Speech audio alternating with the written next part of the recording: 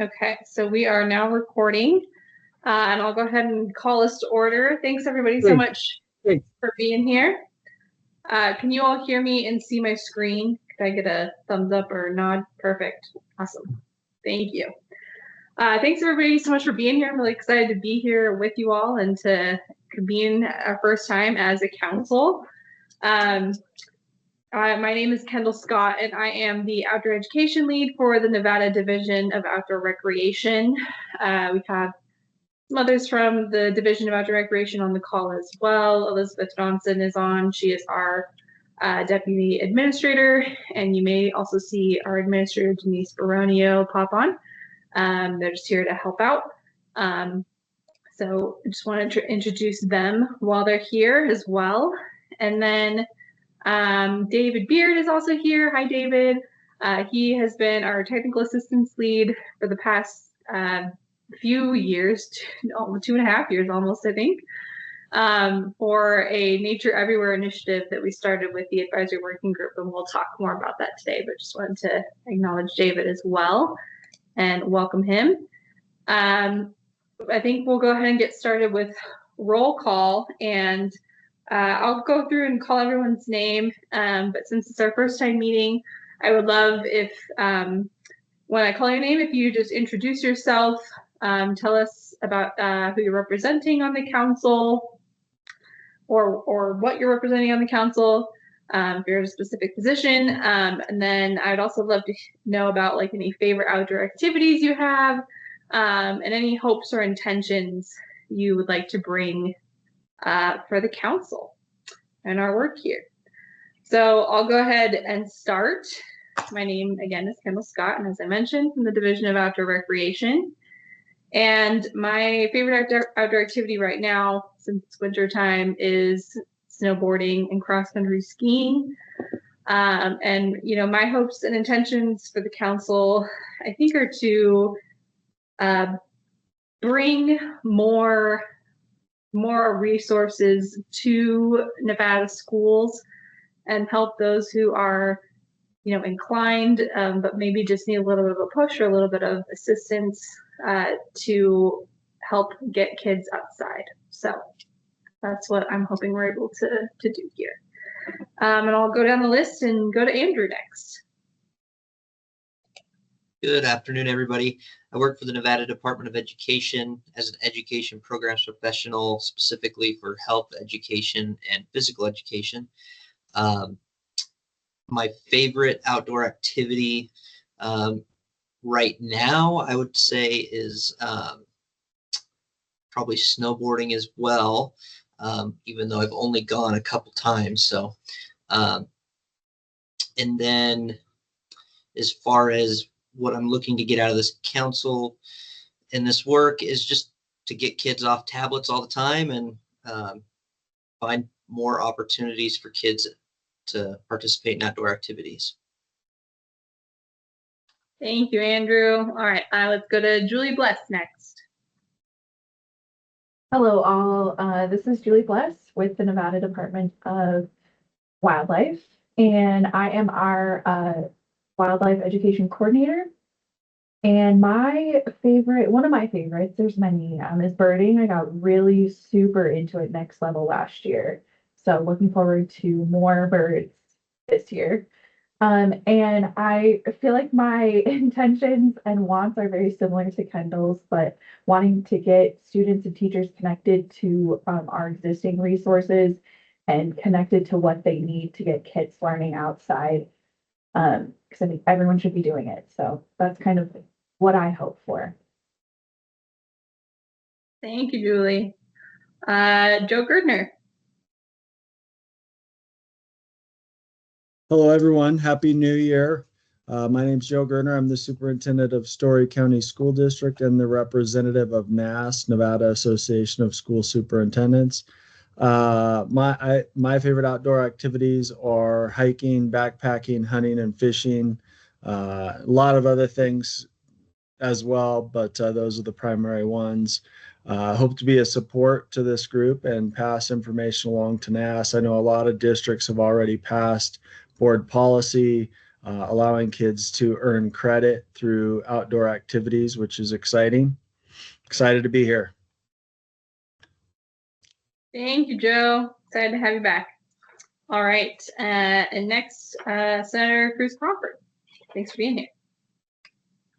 Yes, good afternoon, Senator Cruz Crawford. I am, during regular session, the chair of natural resources. During interim, I am the vice chair because Assembly and Senate rotates back and forth. So you'll Assembly will be chairing.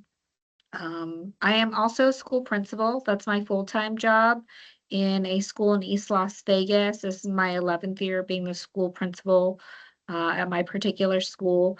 And one of my hopes and dreams is that, sorry, I'm doing them out of order, is that there's opportunities for students that might not have as much fiscal resources to see what we have in Nevada. It's always amazing when I take my kids on a field trip to the Smith Center and they've never seen the Strip. So Mount Charleston's a little bit further, Red Rock's a little bit further, Lake Mead's a little bit further. So getting those opportunities. My favorite outdoor activity is camping, but like in a camper, not in a tent. That is still camping. Okay. And then I didn't see, is Assembly Member Max Carter online?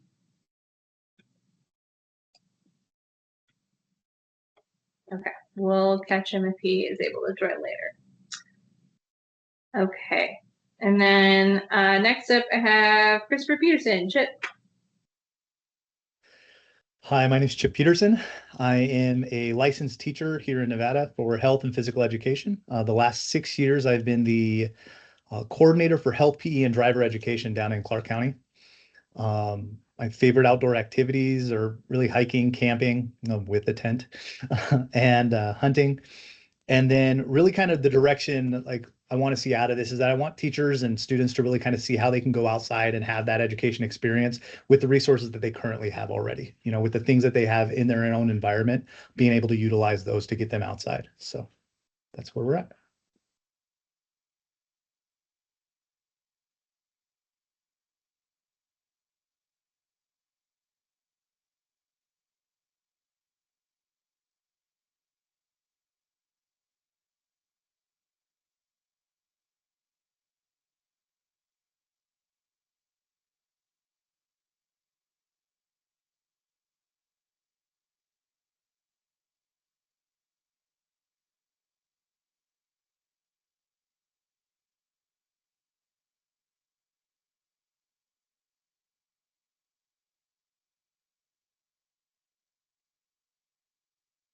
Hey, Kendall, you're muted.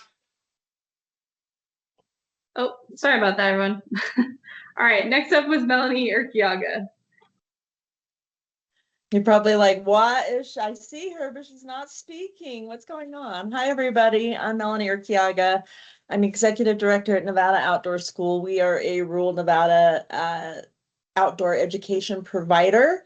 I've been with the organization almost 17 years next month. I am excited to first of all, make sure rural Nevada is represented on this council, but also to increase partnerships to get this program really launched. So we've been doing this for 23 years now, and we've expanded and grown. So I'm excited to be able to share what has been successful for us and kind of maybe give a starting point for a few things. But I'm really excited to increase the partnership. So there's going to be so many more providers and educators out there that's really going to be pushing this initiative. So I'm super happy about that.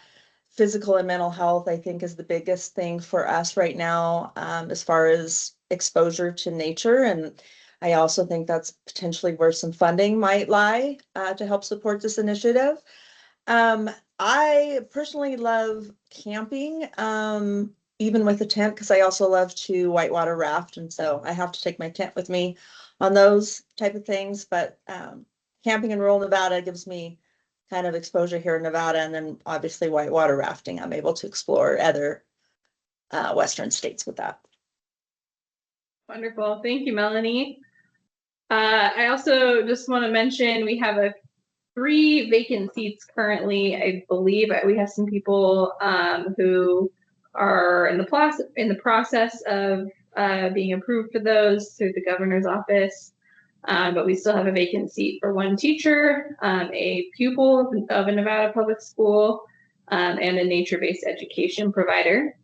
So I just wanted to make everyone aware of that. We may have more joining next time, hopefully. And then also, I don't believe I see Roz right now, but I just wanted to mention that Roz Brooks may join us for part of the call.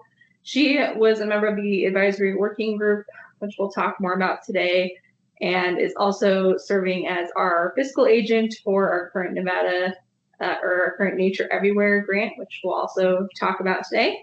So I just wanted to mention Roz and give you all some context for who she is as well, in case she's able to join us. Okay, and with that, we are going to move to item number 3 on the agenda, which is public comment. Public comment is limited to 3 minutes per person. The public may request that items be added to a future agenda, but no action will be taken on any matter raised during the public comment period that is not already on the agenda. Persons making comment will be asked to begin by stating and spelling their name for the record.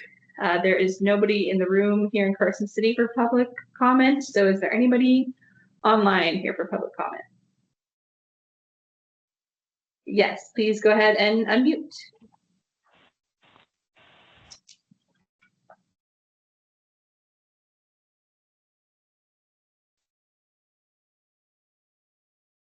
Matthew Winterhawk for the record, Winterhawk. Just the opportunity to speak and say hi to everybody. First of the year here, Happy New Year. I know it's the 12th, it's already 12 days in, but I'm just now sitting into this meeting. I've not sat in any of these before, so I'm just going to take the moment to sit back and listen and learn and digest exactly everything that's going on here. So I appreciate each and every one of you. Just want to say hi and Happy New Year to each and every one of you. Thank you. Thank you. Did you say it was Winterhawk? Is that correct? That's correct. Winterhawk, Winterhawk, like the Perfect. season and the bird. Perfect. Thank you so much for being here. And this is all of our first meetings as a council, so welcome. Thanks for being here. All right. Any other people online for public comment? Okay, hearing none, we will go ahead and move on to item number 4. So in AB 165, which passed and created this council, we were instructed to, as I've mentioned, elect a chair and a vice chair during our first meeting. Thanks to everybody who was responsive to my requests for interest in those positions. Again, I just want to lay out kind of what those positions entail and the process that we'll be using for elections here. Before I do that real quick, I'm just putting the agenda up for the rest of the meeting on the screen. So we're going to do our introductions and elections. I don't know why elections isn't on there, but it should be. And then we're going to review the past work that's been done by the Outdoor Education Advisory Working Group. We are going to come together and understand our council duties as outlined by AB 165, Assembly Bill 165 last year. We'll talk a little bit more about that Nature Everywhere support that we have from the Children in Nature Network, the National League of Cities, and Kaboom, and what we're able to do with that funding. And then we'll kind of break down some goals for the year and how we want to approach fulfilling our duties. We'll take a quick break at 2:30, and then we'll come back together to begin discussion on one of those duties, which is recognizing an Outdoor Teacher of the Year in Nevada. So with that, I'm actually going to stop sharing the screen for a moment, so we can all be face to face here and talk about elections. So the way this will work, I'll start again with what these positions entail. So my role is a coordinator, right? So I am like preparing meetings and agendas and minutes and note taking, all of that sort of thing. I do a lot of the legwork for the council. And a chair is essentially just in charge of running meetings. So that may potentially like, having a quick meeting with me before a meeting, before a full council meeting happens, to just make sure we understand everything is on the agenda, and that the chair has everything that they need to successfully run the meeting, that sort of thing. So it's not a huge commitment outside of just our designated meeting times. And then a vice chair is just there to be backup in case the chair is unable to perform his duties at any time. So in terms of process for nominating and voting, we'll start with just the chair position, and we'll take nominations. And then we will discuss any discussion on those nominations and then vote. We don't need a second on nominations, we just need one nomination per person. And then we will take a vote, and we need, I believe we just need a quorum, so we need 4 people to vote to pass something, 5, I suppose, in this case, we need a majority. And then we will do the same process for the vice chair election. Any questions around that before we get started? Okay, great. Well, we'll start with nominations for chair. And I would love to start with those nominations, if that's all right. I've been begging everyone to nominate themselves. But I would love to nominate Julie Bless for chair. Julie mentioned, she does a lot of great work in outdoor education with the Department of Wildlife. Julie was part of the advisory working group and was really instrumental in that work over the past couple of years. So I'd love to nominate Julie for position of chair and take any other nominations.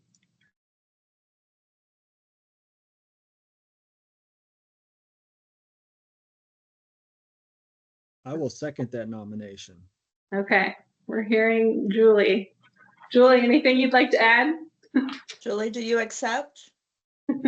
I'm happy to accept, but please let's do a good chair, please. Or vice chair, I mean. Great. All right, well then, if there's no other discussion, we'll go ahead and call for a vote. Everyone in favor of Julie for chair, please go ahead and unmute and say aye. Aye. Aye. Okay, and then any nays?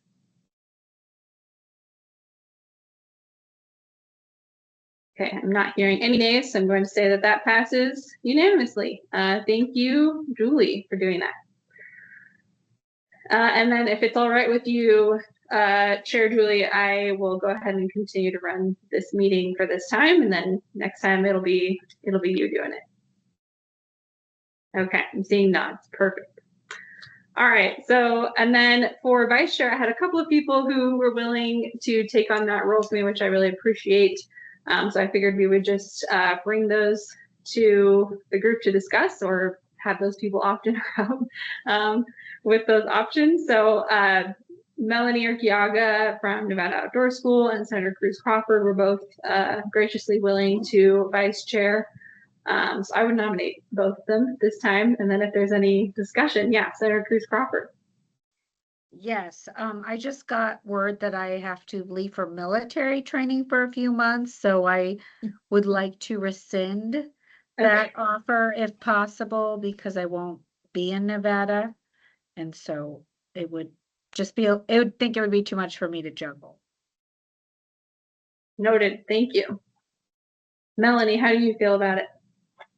Yes, I'm happy to fill that role. Like I mentioned, my only hesitation in being the main chair is typically I'm going to be mainly attending by video and just, technology issues sometimes, but I'm happy to serve as vice chair and back Julia.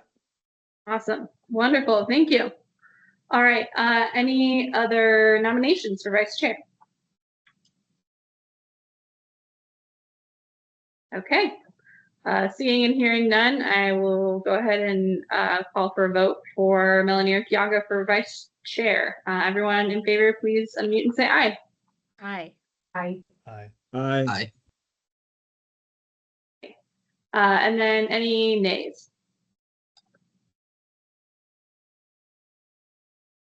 Okay.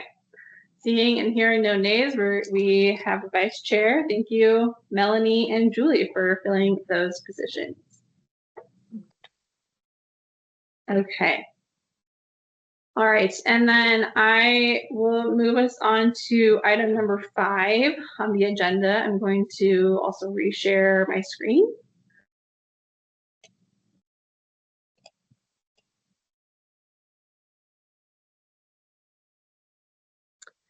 And we are going to dive into the work of the Outdoor Education Advisory Working Group.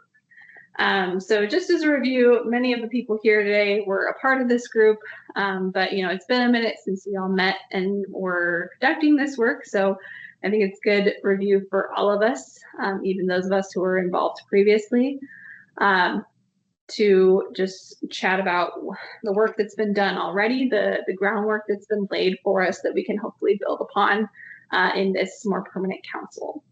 So in review, the advisory working group was an interim group tasked with studying ways to integrate outdoor education into public schools during the legislative interim between 2023 and 2025.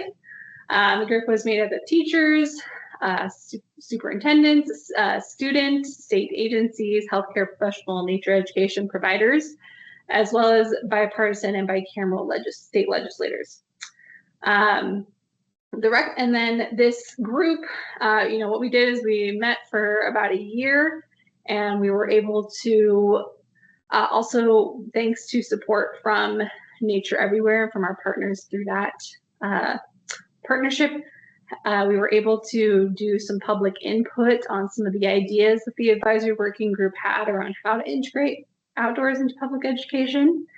And so we did some focus groups, and as well as a widely available online bilingual survey that was available to a bunch of different stakeholders across the state. And so that we then took that information gained from that public input process and integrated that into the recommendations that were eventually built into this report. So I've shared that report with everybody. Hopefully you've all have had a chance to look that over.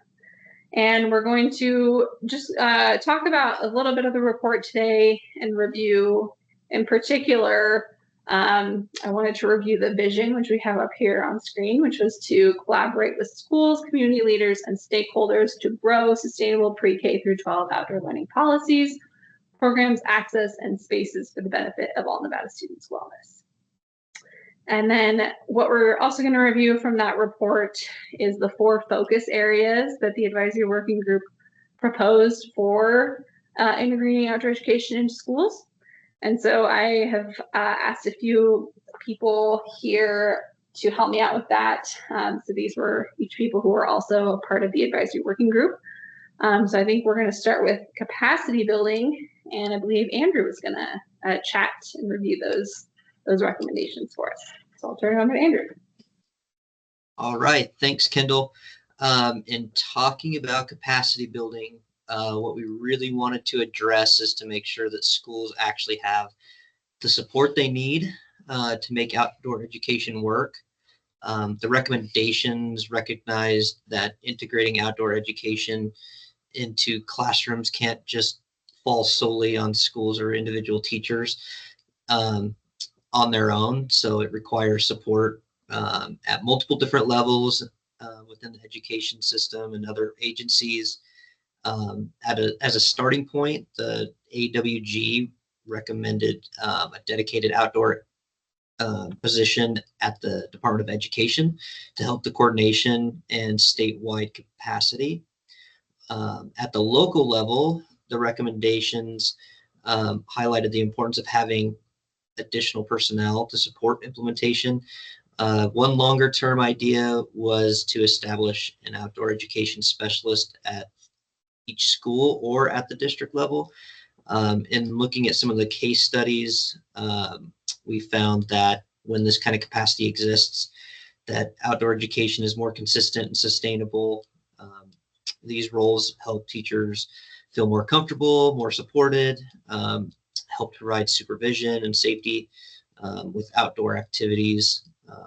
Can help expand field trips, bring in new funding as well. In the near term, some of the recommendations that we looked at or recommended is that schools could build capacity by using the staff that they already have. For example, a science education teacher or science teacher, PE teacher, health teacher, etc. Or they could use other specialists that could help support outdoor education on a part-time basis by integrating those activities into other focus areas. And then another key thing that we found is that many outdoor education resources already exists, lesson plans, curriculum, different types of training programs, partnerships with nonprofits and other government agencies. But a statewide survey that Kendall had referenced earlier showed that the awareness of those resources was limited. So only about a third of those respondents were familiar with them.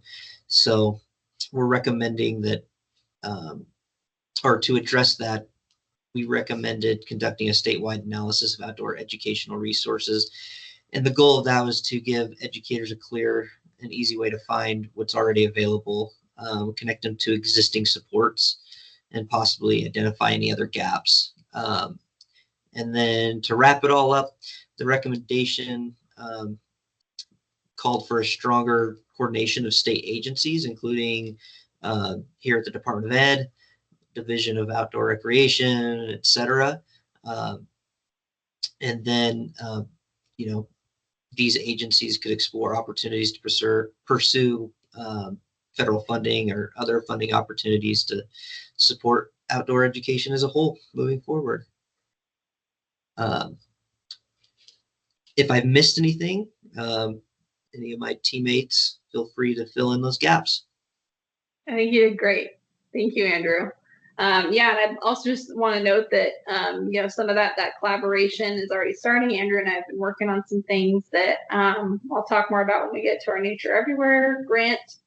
But that's capacity building. All right. And then next, we're going to look at content integration, and Melanie is going to review that one for us. Sure. Awesome. Thanks, everybody. As Andrew mentioned, capacity building is kind of one of the main pillars here that we're going to have to do to be able to provide these resources. But there are existing lesson plans and some really underutilized resources already available. And like Andrew mentioned, only a third of those out there really know those are available. So increasing the exposure of those sort of already built lessons, but then also expanding lesson plans and curriculum, particularly those that focus on Nevada species and ecosystems and stories, really centralizing it to Nevada and our own Nevada backyards. In the feedback from the public and those surveys, educators identified prepared lesson plans as the most valuable. So the more resources we're able to provide, the easier we are to make it for teachers or other educators, hopefully the more this is going to be incorporated. Also, as Andrew mentioned, having a specialist within the Department of Education would be really helpful. And those additional partnerships and nonprofits at the local, state, and federal agencies, as I mentioned in my introduction, I think is really exciting and have great potential. We want to make sure that outdoor education aligns naturally with the skills emphasized in the work that's already been put in by Nevada on that portrait of a Nevada learner. We want to try to complement that. There's a lot of work put into that.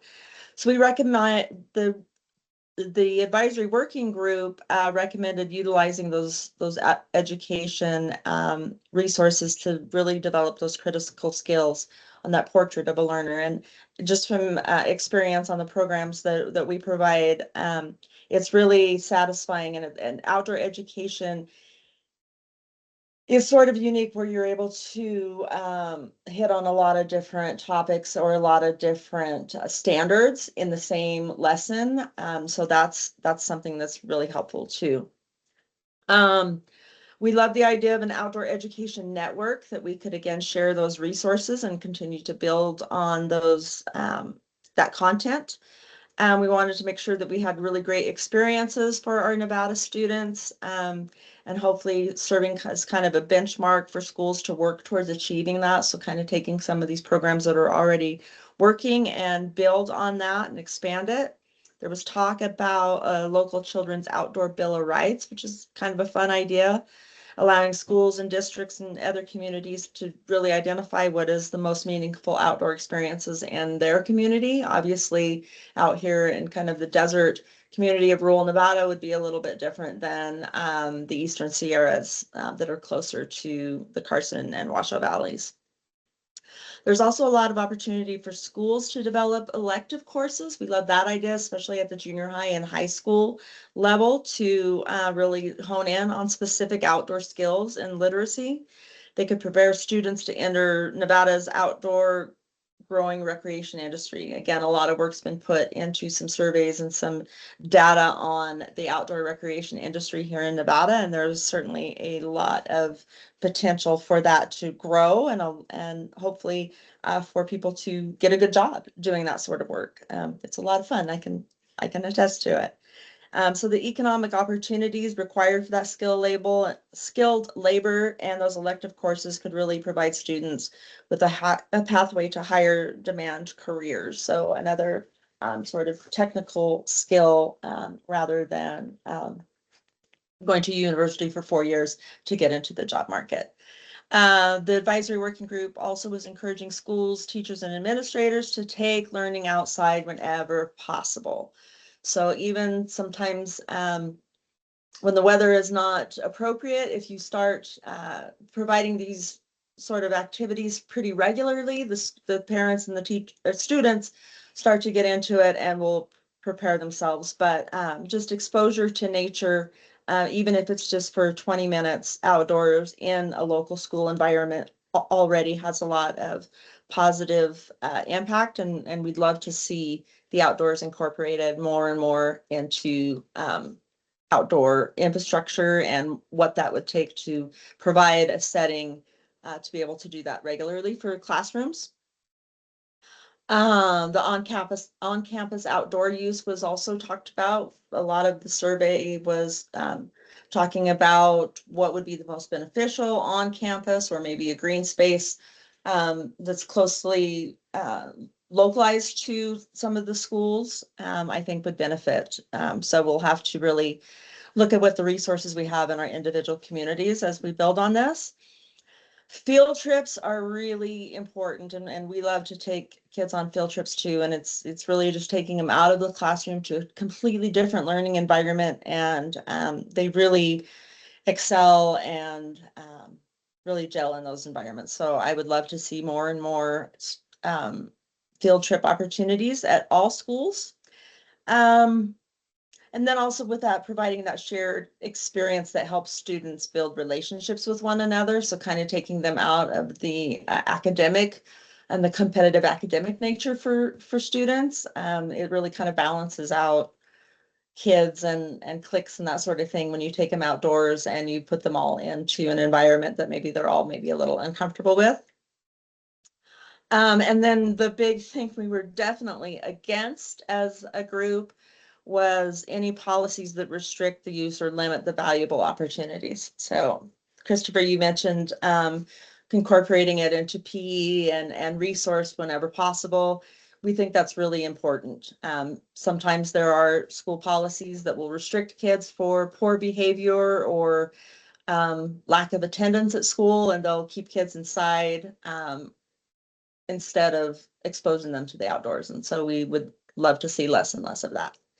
And I think that kind of wraps up where we got with our content integration. But there's a lot of resources out there, but we want more and more resources and some sort of library or central resource for all teachers and educators to access. Thanks, Melanie.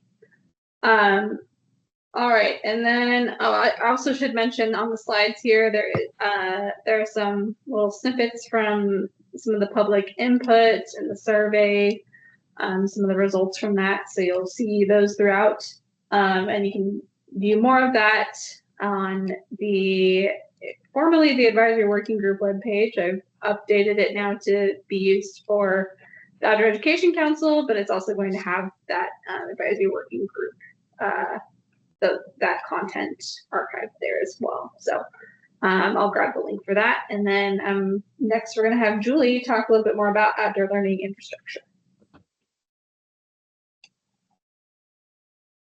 All right, outdoor learning infrastructure. So the advisory group recommends a focus on green schoolyards or living schoolyards when having to choose between prioritizing excursions or field trips or prioritizing upgrading school nature infrastructure.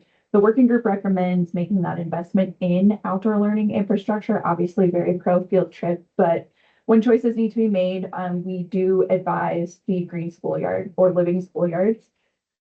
These living or green schoolyards, they are nature-filled outdoor learning spaces designed typically with school communities, and that is what we suggest. They support play, learning, connection to nature. They take these traditional school grounds and they make it so that we can emphasize that nature isn't just a place that students go to, it's also where they live. So very, very important. Research shows, and this is cited in the report as well, that these spaces support social, emotional, and academic outcomes, positive academic outcomes for students. And they improve students' well-being, their engagement, strengthen connections between play and learning, very, very important. Students involved typically for living in green schoolyards, they're involved in the design and stewardship. And this gives them an interest in them being stewards in conservation projects. It builds that ownership. This is their space. We found that older students in particular really want that hands-on conservation work. And we want to have lifelong stewards. So they're building these skills at a young age and hopefully on a more regular basis because it's in their schoolyard. We also found, and it's in the report too, that there are a lot of energy savings in green and living schoolyards for schools that implement these. There are long-term benefits, obviously, to the behavior and health of not just students, but also of teachers and everyone working at the school as well. And potential for reduced costs for schools in communities that use those areas. So there's short-term and long-term returns on investment in these living and green schoolyards. In addition to that, climate resilient design is really important in these. Shade, which that's mentioned in the slide here too, is that shade and trees are the top schoolyard priorities for adults and students alike. Nevada is very sunny, so having shade is really, really important. Native plants and water-wise design, very, very important, especially being in Nevada. And this adds to some of those cost savings too, because it's lower long-term maintenance if we're using native plants and being very water conscious. So designing for Nevada's climate makes these spaces a lot more usable, a lot more sustainable, and can add to these cost savings. And from a wildlife perspective, outdoor and living and green schoolyards are like little pocket wildlife habitats, and they can be really awesome for wildlife such as pollinators, birds, and bats. And it may seem like such a small area, but I don't think that the importance of these areas can be understated. So there's a lot of wins there. The other thing about the outdoor learning infrastructure in these living or green schoolyards is equity and access. So students would be able to access nature daily, which is so important. I think that's something that we can throw out just super easily, but having access to nature on a daily basis is huge. There's benefits to students that are attending schools in areas in nature gap areas where they don't have the same access as a lot of other students. And it also enhances places where children live and learn. If you think about a school in Nevada, I think a lot of us think about concrete and blacktop. And it would be so cool to be able to change that narrative and be thinking of these lush, wild areas where kids are attending school. And to add on to what everyone else has presented on too, is that these areas are cross-curricular and interdisciplinary. The uses this has been emphasized previously, but those uses aren't just for natural science coursework. So it would be really, really important for the whole school, not just students taking, an environmental ed extra course. But schoolyards reach more students more often than field trips alone. So that is why our recommendation was to invest in this outdoor learning infrastructure when having to choose between field trips and the infrastructure. So our action items for investing in this infrastructure is prioritizing living schoolyard investments, engaging the schools and the communities, designing for climate resilience, planning for that long-term maintenance that hopefully garners some savings, and focusing on those nature gap opportunity zones. And this should ensure that our living schoolyards are being the most impactful, the most equitable, and sustainable. And we do have someone from Green Schoolyards America that has been involved in our planning and with the Nature Everywhere meetings that we've had. So it's exciting that we have that support and guidance from the get-go. And it'll be really neat to see how this part of our recommendations goes and will be implemented moving forward. So I'm really excited about it. And if anyone else has anything else to add, please do. Yeah, no, that was wonderful. Thank you, Julie.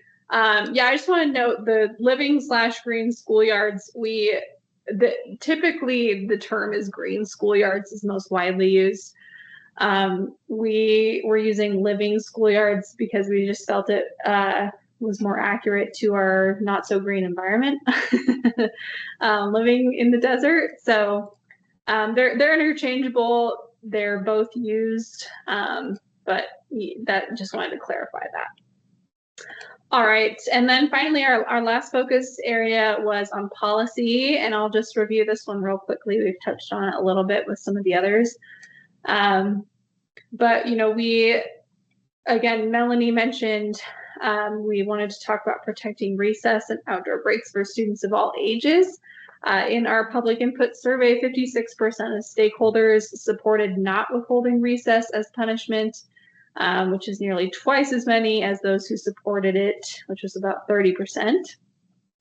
And then, we also encourage avoiding withholding recess for behavioral or academic issues. We've mentioned and we know that spending time outside and in nature can be beneficial for these types of issues. So we want to think about it in a more holistic way and work with how schoolyards, how nature accessible to schools and students and teachers can help to even address those issues. So, and then, in talking about recess, we heard from people with varying degrees of recess at their schools.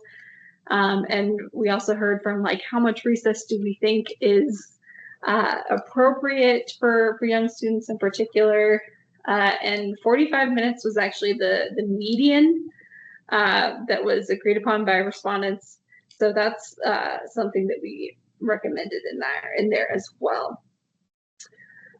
All right, and then we also just wanted to encourage embracing the risk of being outdoors, right? That's something that we're thinking about a lot, and that we'll have to think about as we look into the work for outdoor school designations and encouraging revamping of schoolyards and all of these different things. There is risk associated with taking kids outside, right? There's no way around that. But we want to help schools be able to do that and mitigate the risks, but also embrace the beneficial risks of taking kids outside, and that we know can happen. All right. So, well, actually, I'll go back real quick. Are there any questions or comments, any further discussion about any of these focus areas? Yes, Senator Cruz Crawford.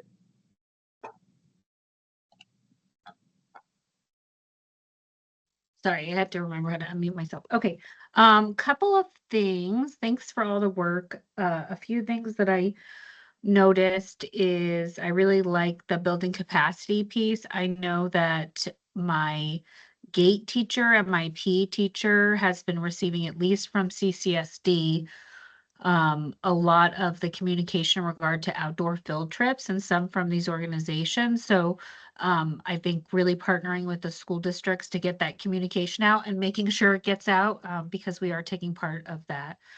So not only building capacity in regard to who does the work, but who communicates the resources is great. I know we were talking about, the second thing is we were talking about the outdoor, like, what did you call the outdoor spaces at schools? Yeah, a green schoolyard or a living schoolyard. And one of the things where I see where it'll become even a greater need is at least CCSD, I don't know about the other schools in the state, are converting to the artificial turf. And so they are becoming even hotter places. So we could leverage that in to this, fulfilling this need, like, hey, we're already depleting this. These are needed even more now. So that might be an avenue.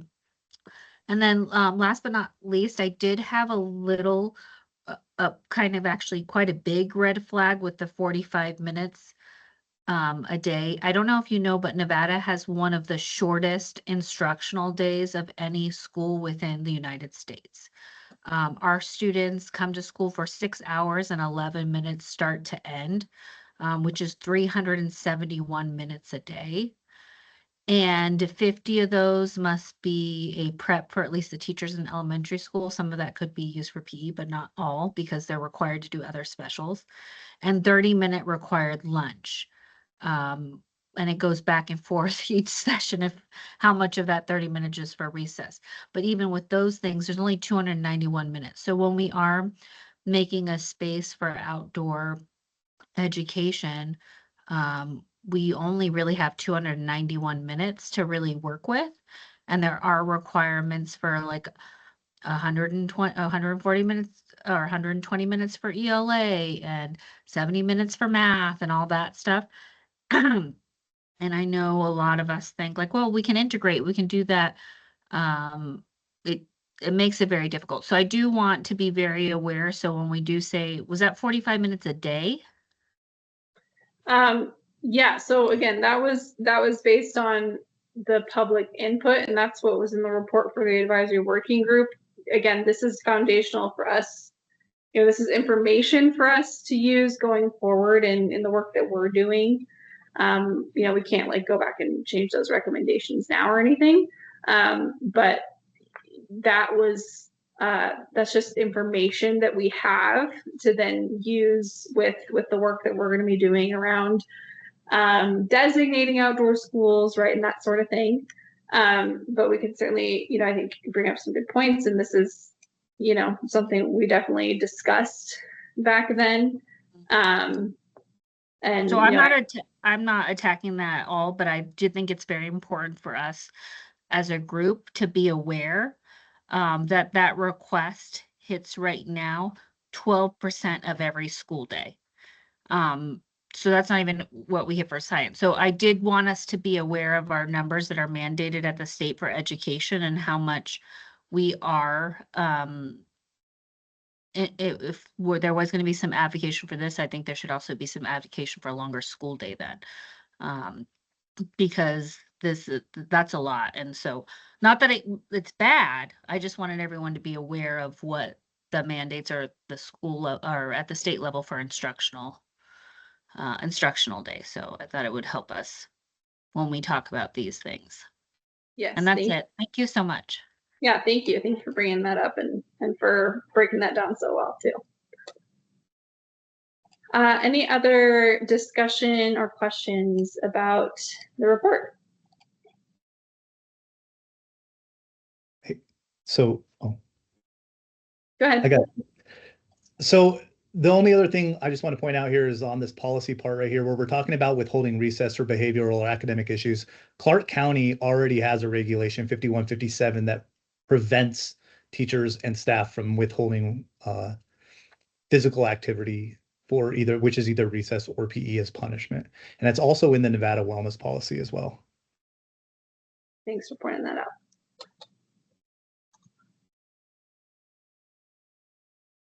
Yeah, and you know, part of it, you know, also,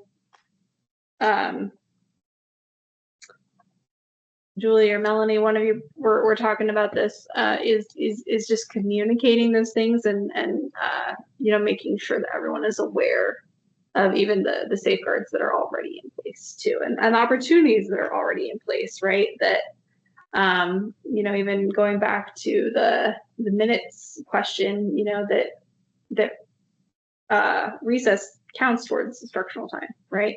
In the state of Nevada. So you know, it's also just about like you know, helping to elevate you know, the things that these regulations that you're mentioning, Chip, and the fact that, you know, this is important. So any other comments or questions?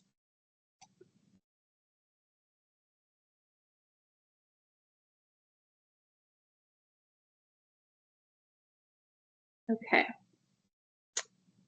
Not seeing any others. Okay. We will go ahead and then move on to item number 6 on the agenda then. So this is AB, we're going to review kind of our council duties and what we're tasked with doing. So, you know, again, we're reviewing these recommendations, reviewing the report, because some of that groundwork has been laid for us to help us then fulfill the duties outlined for us in AB 165, and hopefully, you know, ease that burden a little bit. So before we get into duties, I'm going to backtrack a little bit to elections. So, and invite a discussion on the frequency of elections. This is kind of up to us as a council how we would like to do this. There are some councils that do every year, every 2 years. Our appointments, I believe, are all for 3 years. So I would just like to initiate a discussion around that. If there's any thoughts about how frequently we would like to hold elections for chair and vice chair.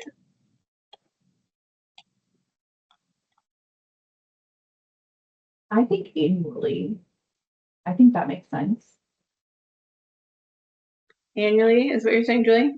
Yeah, how many times are we expected to get together in a year?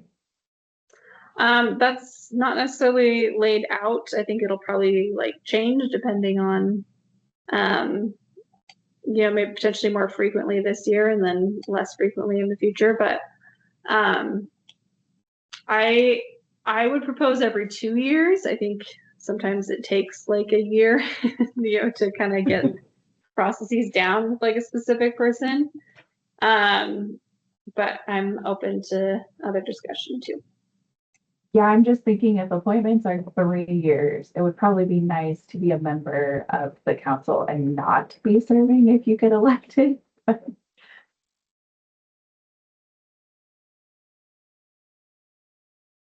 So maybe not 3 years. Yeah, not 3 years. Kendall, I was also initially thinking 2 years for the kind of the same reason. Okay.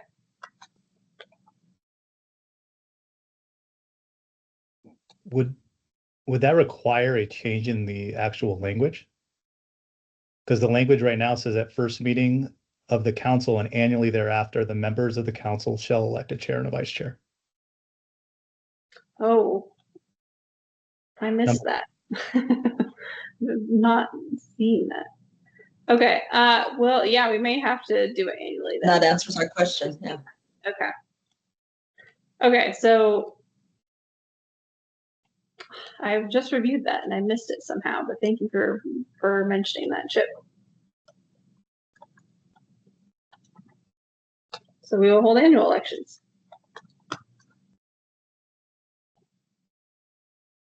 Okay. All right, we'll move on then and talk about other duties outlined here in section 4 and 5 of AB 165. So I have the language here up on the screen.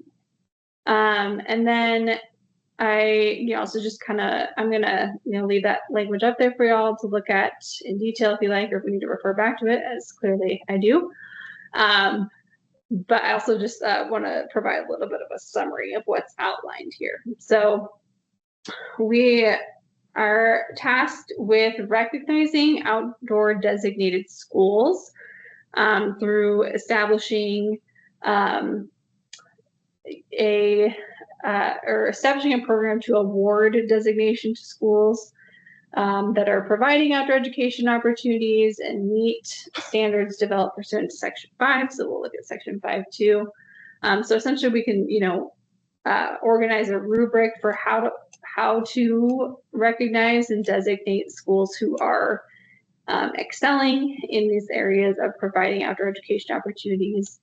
And we can define the parameters around what that looks like and how we would like to then recognize those schools. We're also asked to recognize a teacher in the state as an outdoor educator of the year. I've realized now, looking back, that we're tasked with recognizing a teacher, but it's then defined as or then titled outdoor educator, which is a little bit conflicting as it turns out. So we didn't catch that before, but we know that now. So I think we'll recognize them as an outdoor educator of the year, but probably title it teacher just to remove that confusion, because it does specify that it will be a teacher in the state rather than educator, which can include other school staff, is my understanding. So, and then we're also asked with to provide opportunities for educators to receive training concerning outdoor education, either by developing training or by identifying, making available information around training. This is something that Andrew and I have already started working on, thanks to, again, our grant from Nature Everywhere. So this is something that we can make available on the webpage. We can, identify those trainings, and then we're also looking at potentially developing some. Melanie, you have a question. I do have a question about that outdoor educator. Do you think would that expand past a teacher? I mean, I'm thinking, for instance, like my staff that have been outdoor educators for a number of years, would they qualify, or would it have to be a certified teacher under this? I believe this defines it as like a certified teacher, is how I'm reading that. Open to other thoughts about it.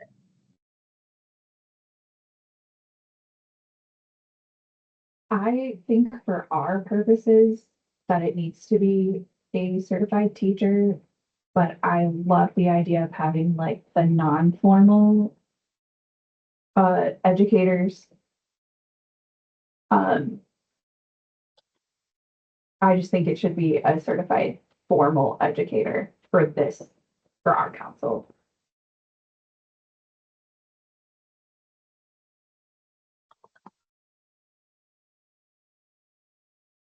Yes, Senator Cruz Crawford.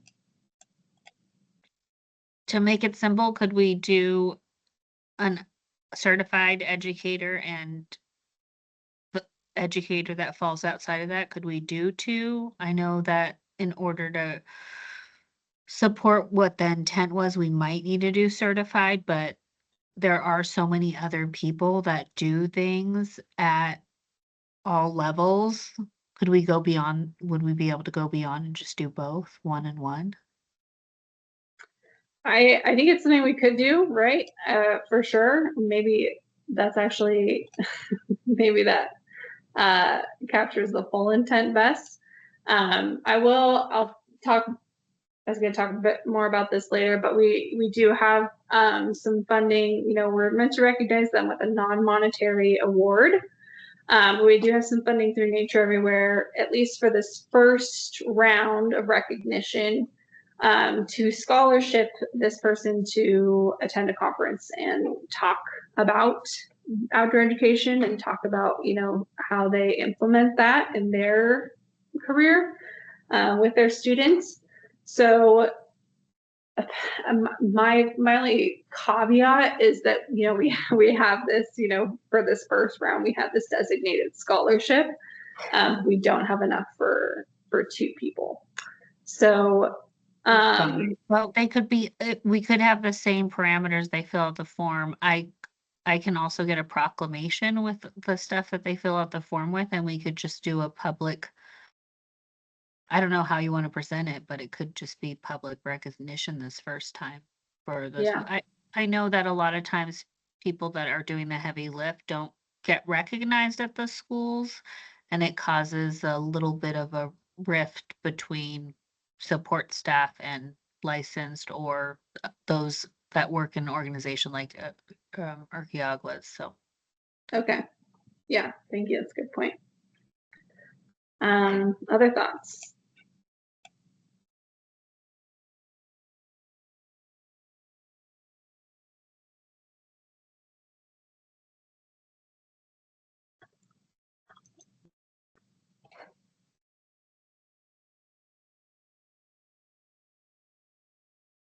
Okay. Well, so I don't think it's something we can like vote on at this time or anything. But we could, I think maybe we have some time set aside at agenda number 8 to talk a little bit more about this. So if that's all right, I'll table this till then. And finish going over these other duties. Okay. So, teacher trainings. So again, Andrew and I have been working, we have some funding to develop some new trainings. So we already began working on that. And also, you know, I think what I would like to do is just pool resources and put them all into one place where people can go and see what trainings are already available, because I know that there are you know, trainings happening out there already. So we have this web page. I've put that link in the chat now. And there is, you know, that could potentially like be a central hub to like put this information of where those trainings can be accessed. And then of course we can, you know, send that communication out through other channels as well. But I think what I'd like to do is maybe just outside of a meeting time is put out like a call and then have y'all respond of any trainings that you're aware of, so that we can just put those into one central location. We're also working on hopefully tapping into a bunch of existing trainings that could benefit teachers through a network through the North American Association for Environmental Education. So those are kind of in the works. But in the meantime, I think I would like to just offline have everyone, I'll send out like an inquiry for, you know, what trainings are you aware of? And then we can put them into one place and put those on this web page. And then also, again, send them out through different communications. I think a lot of this one, you know, a lot of them are already existing, and it's about kind of bringing that information all together. Any thoughts on that?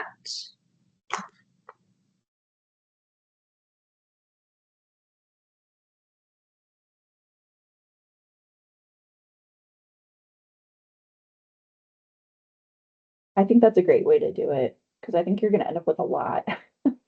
Yeah. Hopefully we end up with a lot. Okay.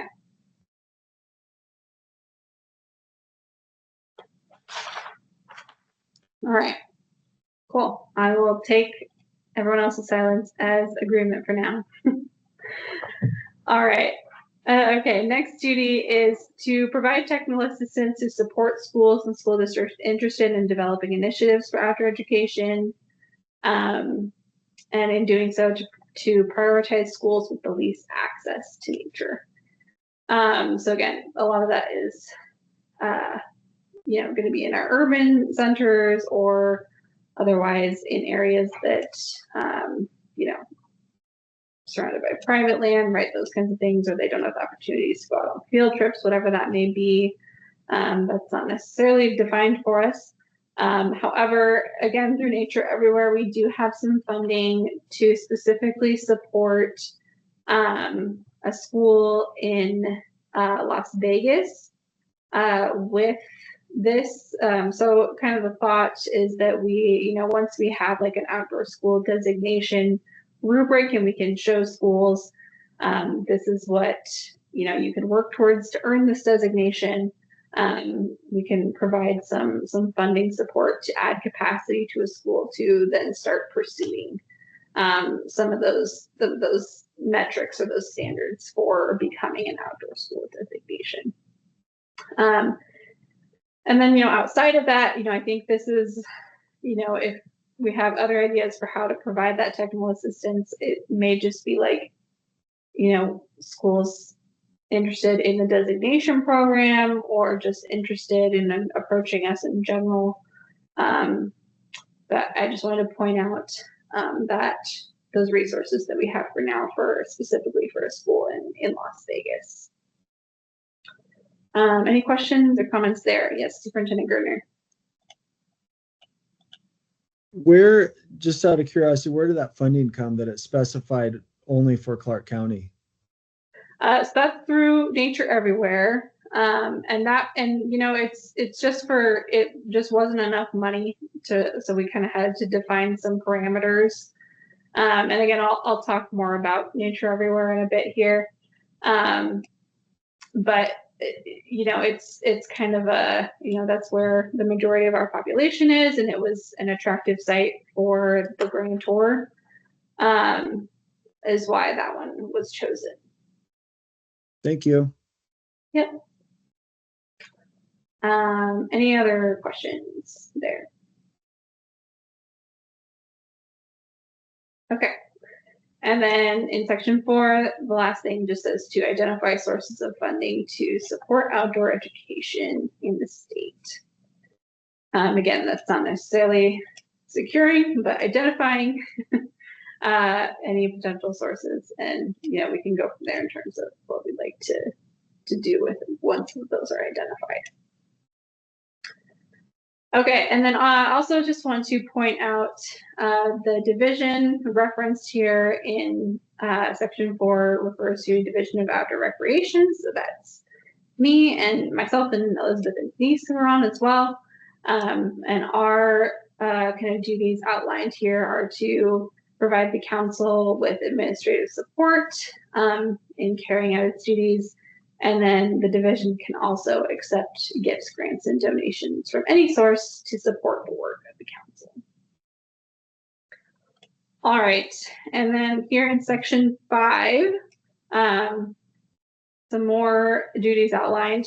We have developed voluntary standards for outdoor education programs that are interdisciplinary and integrate the use of living schoolyards. And then it elaborates on you know, providing a non-monetary award to the teacher recognized pursuant in section 4. So we mentioned and talked a little bit about that already. And then it defines living schoolyard here for us. So it says an outdoor environment at a school that strengthens local ecological systems and serves as a resource for hands-on education, including without limitation trees, gardens, outdoor meeting areas, and other areas designed for such purposes.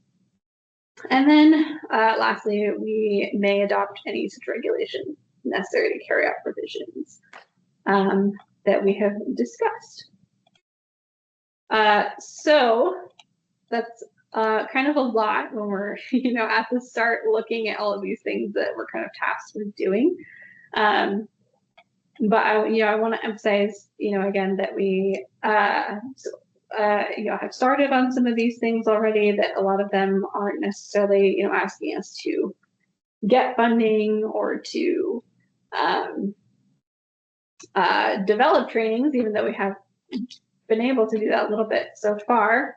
but to identify them and communicate those, right, and communicate those opportunities. So any other questions around duties of the council?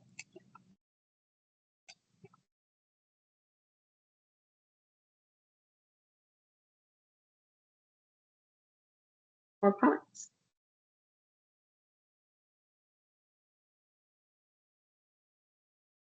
Chip, go ahead. Hey, so just kind of piggyback on that last question right there, the Nature Everywhere money right there that's set aside or whatever that's for Clark or whatnot, is that similar or different from the AB 108 funding that was set aside? Different. So this is a grant essentially that the Nature Everywhere. So here, let me go into this next slide actually to answer that question. So I mentioned that when the advisory working group was created, Endor Division of Outdoor Recreation, we applied for this opportunity through Nature Everywhere to get technical assistance and funding to help us with the advisory working group work, with that study and those recommendations, that report.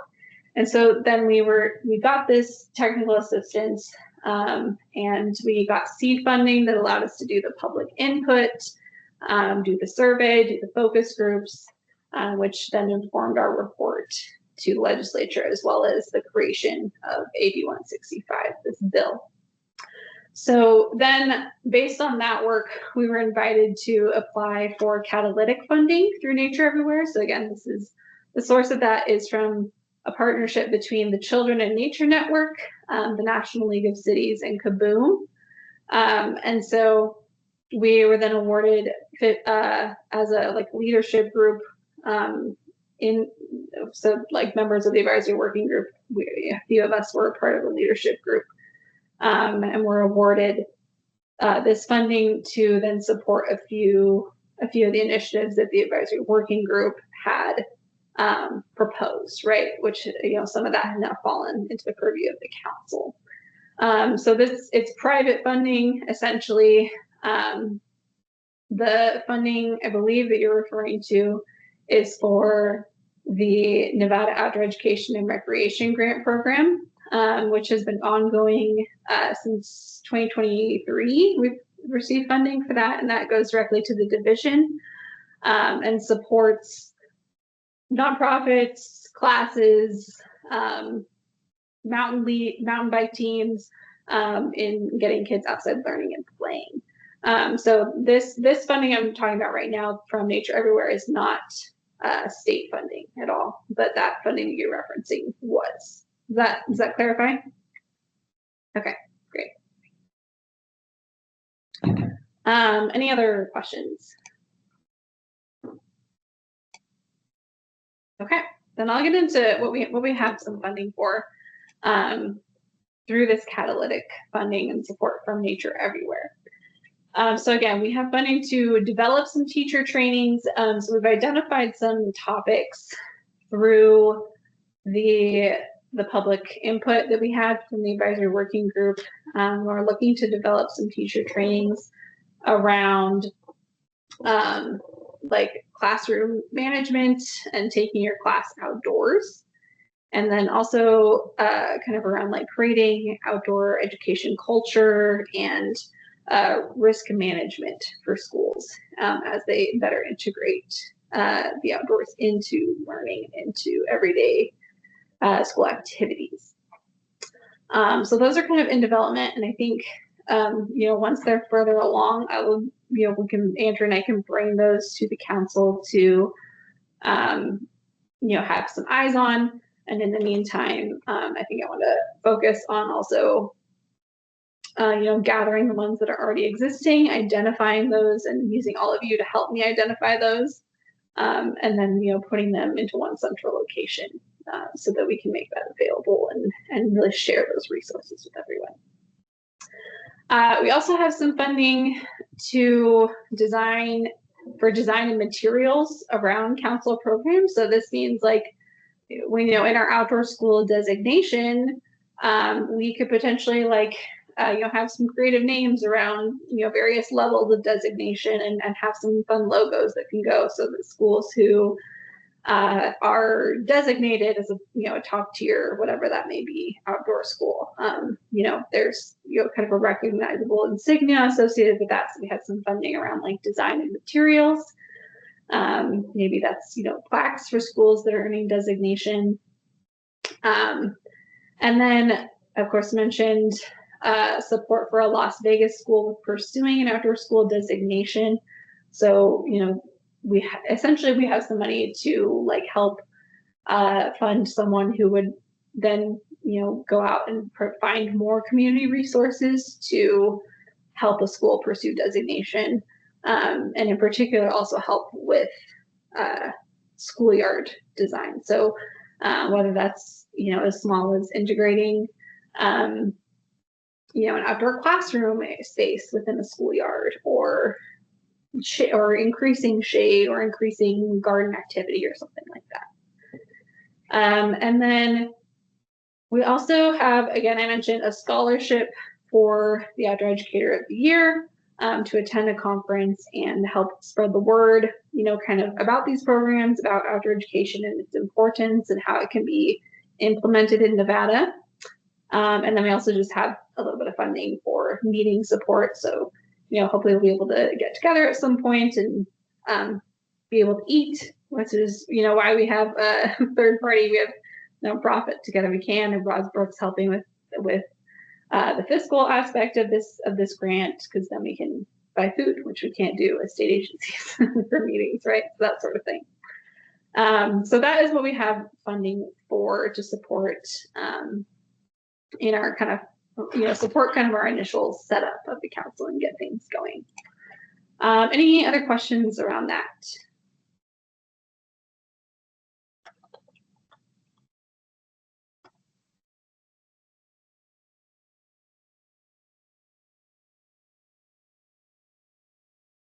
Yes, Chip, go ahead. Sorry, probably a silly question, but support a Las Vegas school. Is it a Las Vegas school or a school in Clark County? They specified Las Vegas, yes. So So that would exclude North Las Vegas and Henderson? I might have to double check on that specifically. It might have been like Las Vegas Urban Center. But the idea was, the intent was like a school in an urban center with, that is in like an area that lacks access to nature, and, will most benefit potentially like from development and from support for that school. Gotcha. I can double check on that and get back to you.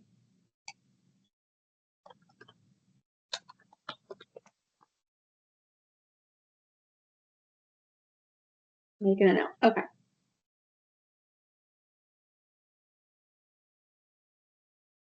All right. Any last questions here?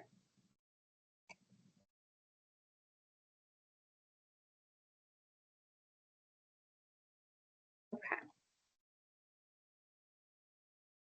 All right. So with that, I think we can take a quick break, because we are scheduled for a good 3 hours. So I wanted to give everyone 10 minutes or so to take a break. So let's take recess until 2:30, if that's all right, if that works for everyone. And when we reconvene, like I mentioned, kind of get back into that Outdoor Teacher of the Year discussion, and also a little bit of like outlining 2026 goals and how we want to approach fulfilling duties. So we'll go ahead and recess for 10 minutes, and I'll see you all back at 2:30.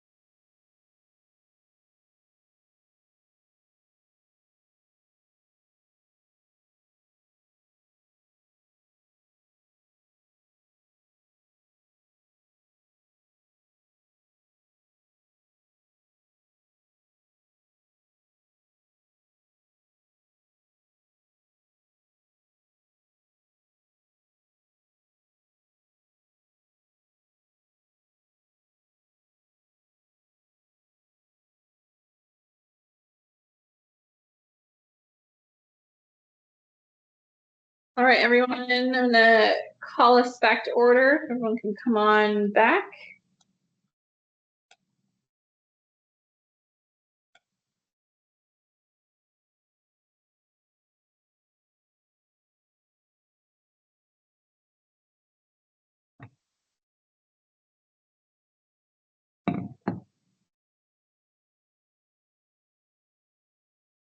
Okay. All right.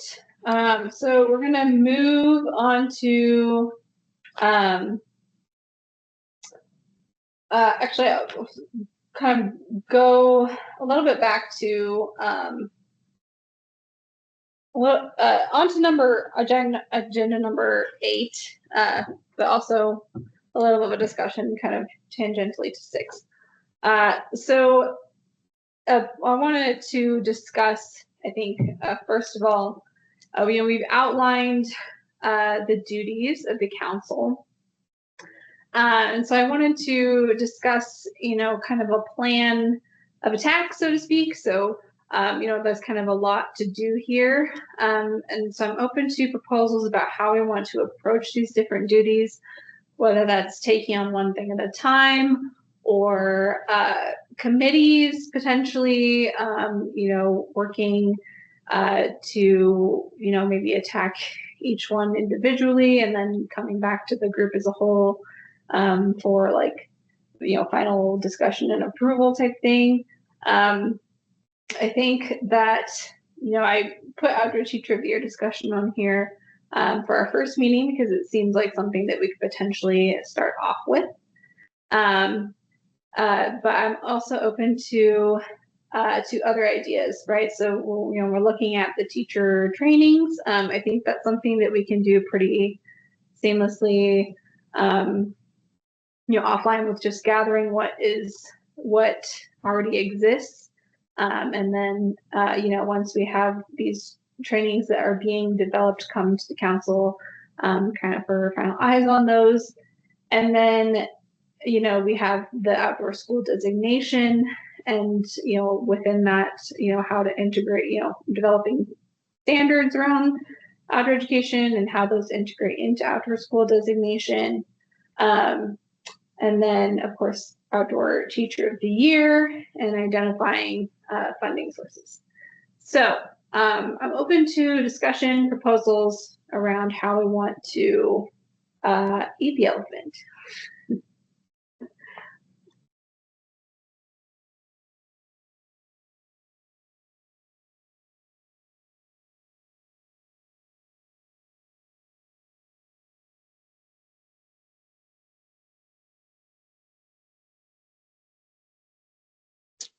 I can start a conversation about, like you said, providing resources. I think is extremely important, providing some sort of centralized location for that. That's obviously one of the big flags from the survey was people didn't know where to get this information, right? So making it really accessible to everyone is super important. I think whatever we have to do, whatever that looks like to continue to build on those outdoor school designations, right? So maybe having some goals related to that. So maybe the first year or something, we have one, and then maybe by year 5, we're recognizing a few more of those. I obviously am going to be a big proponent of the non-formal educator also getting recognized, and I absolutely understand the restrictions for the funding of this source, but I did like what Shelley said about maybe having 2 different options, because obviously like Endow also has a lot of outdoor educators too, right, that are not certified teachers. So I would love to see that. And then the biggest thing is like the capacity for it. How do we find the funding to continue to build on this initiative and not see it peter out because, we just ended up not being able to secure funding to continue this work. Okay.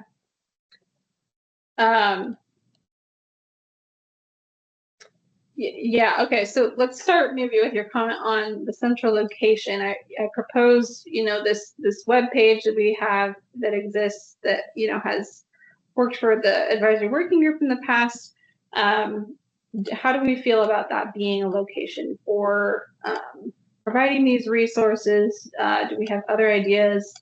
And do those ideas, come with capacity to like populate that resource?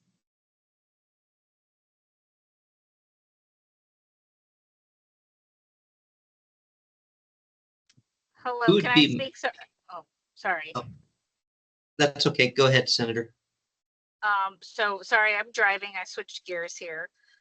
But I don't know if I'm answering the right question because I was in the middle of switching over devices.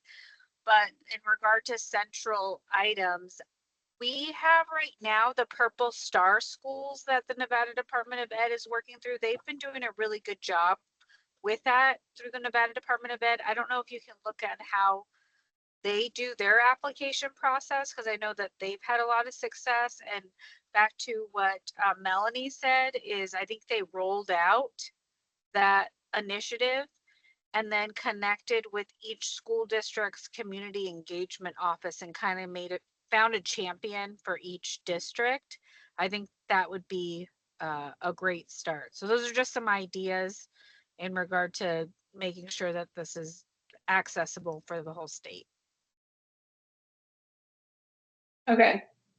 So yeah, so maybe once we have an initiative in place on outdoor school designations, I think, yes, we have these communication channels, I think, is what we're talking about. I don't know, and Andrew, maybe you can speak to this. I don't know, if there's like capacity or a place within Department of Ed to like host information.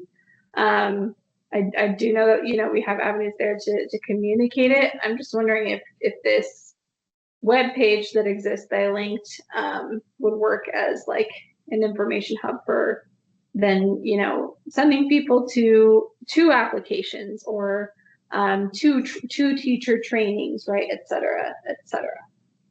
Or sorry, I is wasn't it saying the Nevada Department of Ed take it on. I know I did not say that at all. I meant as they rolled out their application, they might have some insight on how they did that. The Nevada Department of Ed does not have the capacity to do all this. I can probably speak for them, but they just had a great success with getting buy-in from the community is what I was saying. So yes. maybe the way they created their application, maybe the forms, but not who's doing it is what I was saying.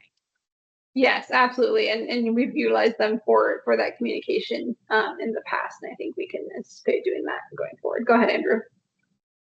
Yeah, so I would find time and capacity to ensure that we had a educational or informational web page on our website, if that's what we want to do, and to host that, to put whatever educational resources or teacher of the year, the designation for outdoor schools, all of that. If it was somewhere else, my question was going to be is who would we have manage that to ensure that our information was up to date? I don't mind taking that piece on and ensuring that a website is up to date on the Department of Ed side. But if we have a different entity that's going to be taking that on, I just don't know. I just wanted to make sure we'd have somebody that would be able to, if we need to get something up on the website, we could get it within a week or two. Okay. Yeah. So again, I was offering this existing web page that Endor manages that I can edit and update. I do think, if it's possible to live on Department of Education, that might potentially make more sense in terms of like a location for resources. And then, my webpage could direct people there, and then also, just serve as like, meeting information and things for the council. Yeah. Open other discussion and thoughts around that. I just have one comment that hopefully it's just a challenge we're having. But ADA compliance is a struggle for us right now. So depending on how, like if the resource is like a PDF, getting it remediated so that it's ADA compliant. And I think that 2026 is the year where everything has to be ADA on our websites by the state. Is that true? So just something to consider when these resources are potentially being created in a format.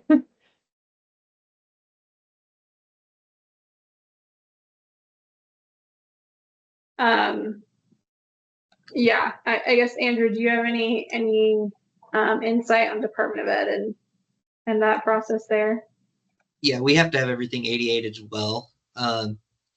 If we're creating documents from scratch, I can, we have the resources available to, or the knowledge, I should say, to build those documents from scratch to be ADA compliant. What we wouldn't want to do is to take an existing document and try to make it ADA compliant, because that's where you run into a lot of issues. So yeah, whatever we create from scratch is fine. If we're taking existing things, that's a challenge, but we always can recreate. So. Well, and I think, again, when you think about, gathering information around like teacher trainings, for example, that already exist, I think we can create the resource that lives on a state website as ADA compliant, and but it's probably going to be linking to another website regardless, right? Or another resource regardless. So yeah, I think it's building a list, and we can build that list to be compliant. But we don't necessarily have control over, if we're directing people to other websites or something, how that plays up there. Yeah, and our policy is if we're linking to an outside resource that is not managed by the state, then it doesn't have to be ADA compliant. So. And then Administrator Denise from Endor noted in the comments that Endor can work with Department of Education to create a simple page that sits on Department of Education website and links to Endor's page. We're also working on ADA compliance. So, okay, so it sounds like maybe the Department of Ed feels like a good space to be centralizing resources as we work through these. Any other last comments on that?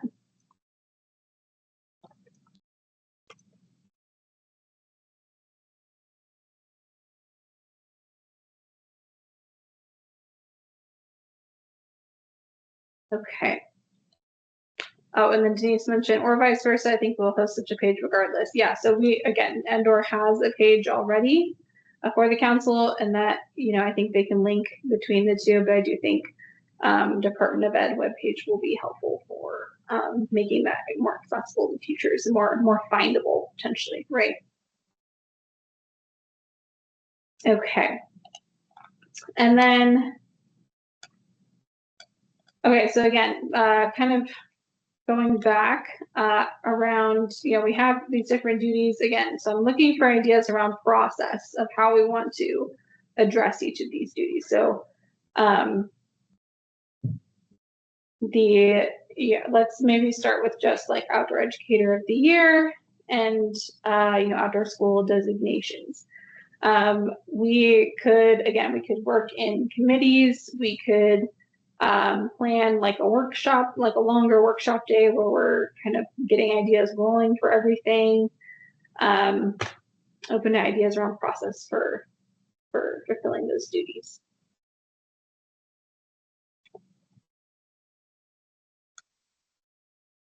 Kendall, I like the idea of committee work outside of the whole group. I think that would make it move faster. And then I'm wondering, do you have an idea or thought of which area we focus on or priorities that we tackle first? Or is your hope that we tackle them all? My thought is this Outdoor Educator of the Year award is something that is probably like a good place, easy place to start. We've got support for whomever that teacher might be in the first year to be awarded, and help them get the word out about it, right, going forward. I think, some of these other things, you know, we could get started on potentially like later this year. But I do think that the teacher is a good place to start. But you know, if we do want to work in committees, then potentially we can start on multiple things at once, and then just be convening as a large group to kind of like approve and do, hear from committees and make decisions, right? But yeah, I would propose that the outdoor teacher of the year is a good place to start.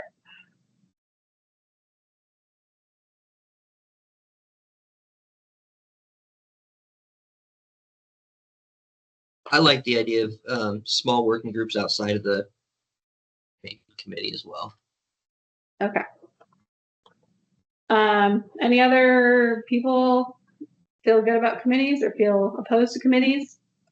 I'm also pro committee, especially for like the big projects, like the outdoor infrastructure is going to be a long-term thing that I think it would be nice to have a committee for. But I think some of the like smaller things should just be everyone potentially. Sure. What types of things do you mean there? Well, I feel like the outdoor educator of the year, like you said, is low hanging fruit. So I feel like that's easy. Like I don't think we necessarily need a committee right away, but maybe it's a committee once it's up and rolling so that like they get the nominations up and process the nominations their way. But we need to come up with that process first. So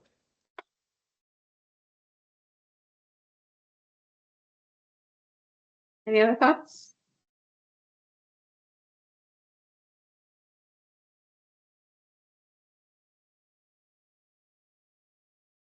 Okay, well, I'm hearing support for committee work.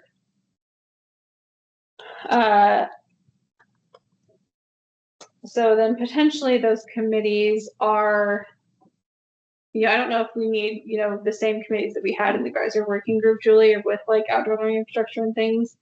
I think, again, that groundwork is kind of laid for us. So I think, it's more like a committee of outdoor school designation, right? So a few people who start working on that, and then a few people who, maybe are in charge of, Andrew and I, for example, are already, working on these teacher trainings. So maybe we're already a committee, I don't know. So that kind of thing. And then, that would allow us to, we would, I do have to precaution that we would have to be working at this point in groups of 3 or smaller. So because 4 is a quorum at this moment in time, we might be able to add one more person potentially to those, like if more of our seats get filled. But so I do just want to put that out there. But I don't think it would be like the same committees that we worked in for advisory working group. I think they're more organized by like our duties, right? Like around identifying funding and teacher trainings and after school designation, recognition. Yeah, maybe those are 4 committees.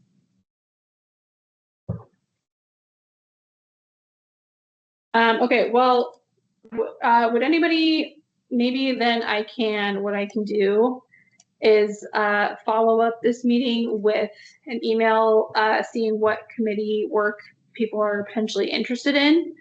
And then I can help facilitate, who is going to help with what. Does that sound like a good process to everyone? Any objections to that? Rather, I'll ask. All right, I'm seeing some thumbs up. Great. Okay. So I'll send out inquiries around like what committees around these different duties that we're interested in. And then I think that will be helpful maybe to meet in those for a couple of months, few months maybe.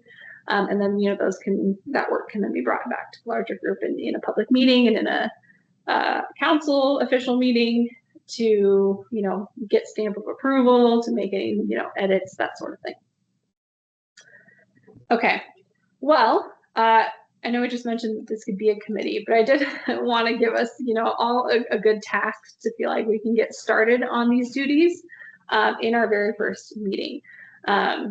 So I was hoping to do that with this Outdoor Educator of the Year, and then we can, take what we discuss around this, and then, potentially the committee around that could, or that the committee around that could then use what we, lay the groundwork we laid today and look at some process. But what I want to do is I'm going to share my screen here. I've got this Word document up. Can you all see that? Great, thank you. All right, so I have here, and I added an educator one as well, some kind of visioning that I hope we can do around what type of criteria we're looking for, who we're looking for, what do we want them to do as as a recognized teacher or educator of the year. And I think if we can answer these questions, that will help us to then understand the types of questions we might need to ask in a nomination or application format for this. So maybe let's start with teacher and talk about who are they. And this can be eligibility, or it can also, maybe we may need to think about, is this going to include, private school teachers and charter school and public school, who all does it include? Are they, are we going to require like a licensure number if we're looking at a teacher specifically? What are we looking for there in terms of eligibility? And then also, who are they in a more, broad sense of what kind of qualities potentially would we be looking for in an outdoor teacher of the year? So I'm open to just open discussion around this to start out with.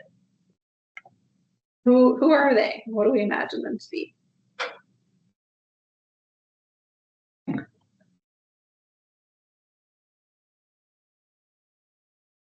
So I was kind of thinking about, let's do Andrew and then, sorry, we'll go Andrew and then I think it was, I can't see you all now, sorry.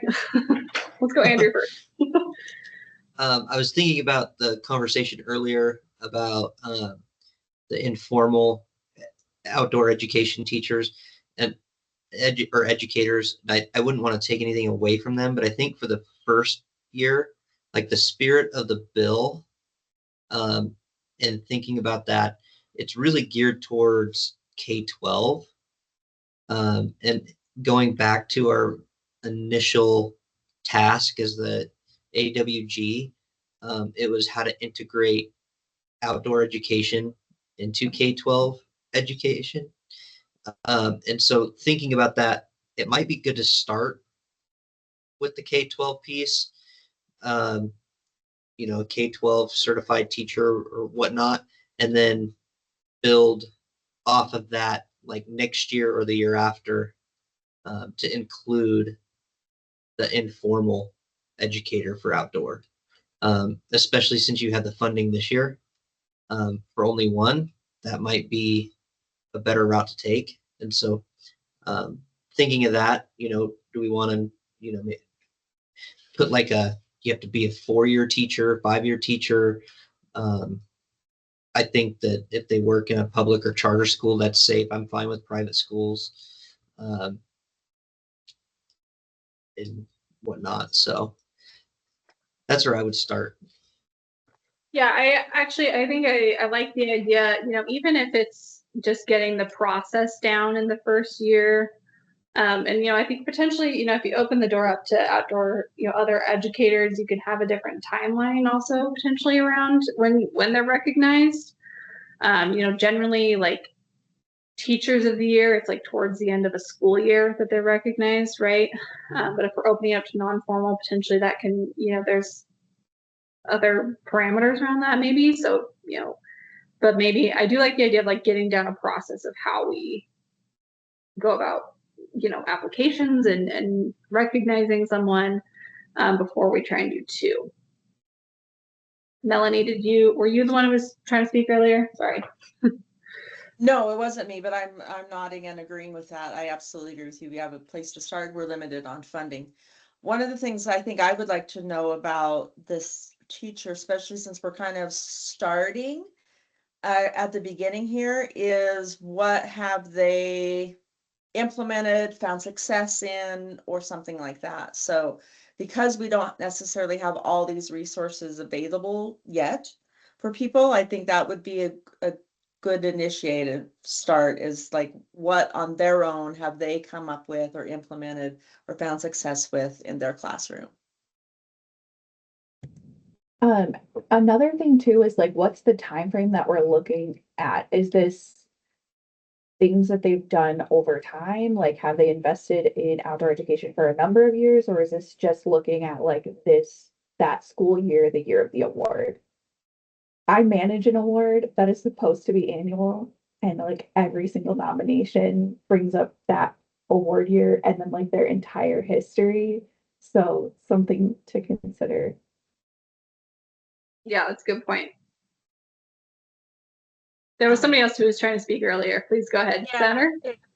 Yes, you guys can call me Shelly here. So, two things: the length of the teaching career. I think it should be 3 years, only because that's kind of like the norm for everything to be nominated, to be a mentor teacher, to be a student teacher, to do all those things. So that's my thought process, just to keep everything. And there's some new teachers that are doing phenomenal stuff that have had years of non-classified stuff and then going to teachers. I would like to keep it as open as possible in regard to items. So I would like a current story of the school year. It might be hard if we start putting numbers on stuff, like how many students impacted, because in the rural communities, they don't have the opportunity to, but they might change someone's life. So I really like the idea of the current school year.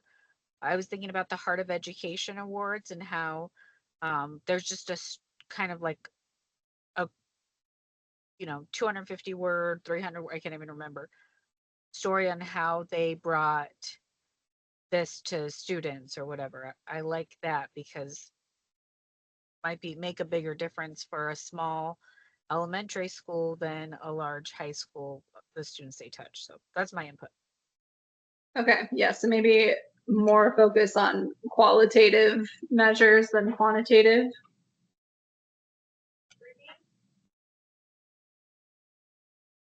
Yes, I like that.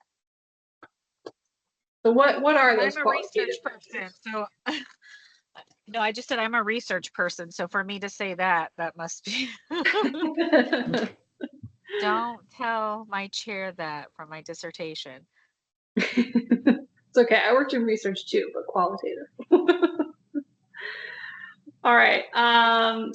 Other ideas around who is this person, or is there any other discussion around like length of teaching year? We've heard 3, 4, 5 years. Any thoughts around that? Maybe let's look at that.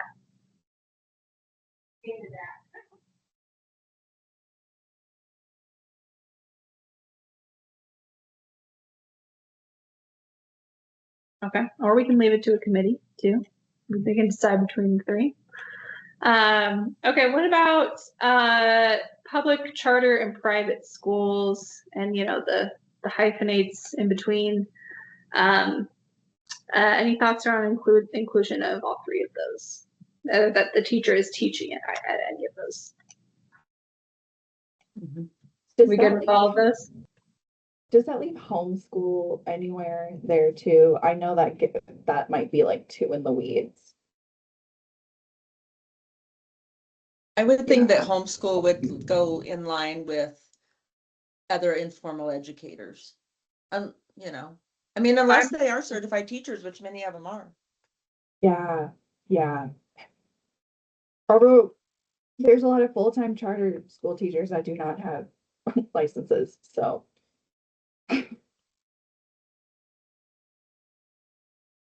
Right. Yeah. So that's another question, right? Is the licensure, right? So a lot of the Teacher of the Year recognition programs like ask for in the nomination like the licensure number, which is public information that can be accessed by anyone. So would we want to maybe like require that? I think so. That would definitely simplify the public, charter, private, homeschool question too. Yeah, so maybe it's less about type of school and more about licensure that you're teaching potentially. Yeah. Okay. What else do we want to know about them in terms of like qualities that we're looking for? Is it just open-ended, you know, how are they implementing outdoor education, successes there? Or is there anything else to it? A section on like challenges, potential challenges might be a decent question. Can you elaborate on that? Like if there were any like, you know, having to go to like a school board to get something approved, like obstacles, difficulties. Oh, so like even if they needed funding to do a garden and or, you know, Yeah.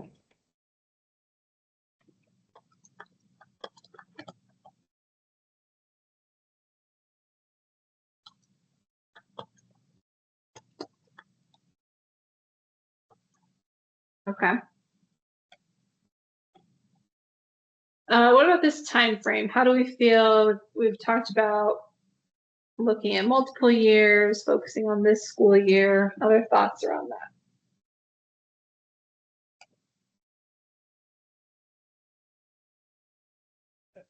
I think it should be this school year. However, the first time through, maybe it's better to say, hey, what has somebody done throughout, over the years that's really kind of put them where they're at today?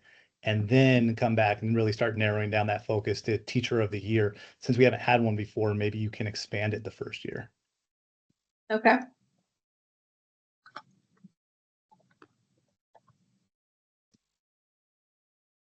And also, Kendall, this is Roz. We Hey, shouldn't Roz. discount. Hello. We shouldn't discount the fire and desire that first year teachers have. Um, as a former educator, by year 3, 4, 5, I mean, you just don't have that same spark that you, had in the first year.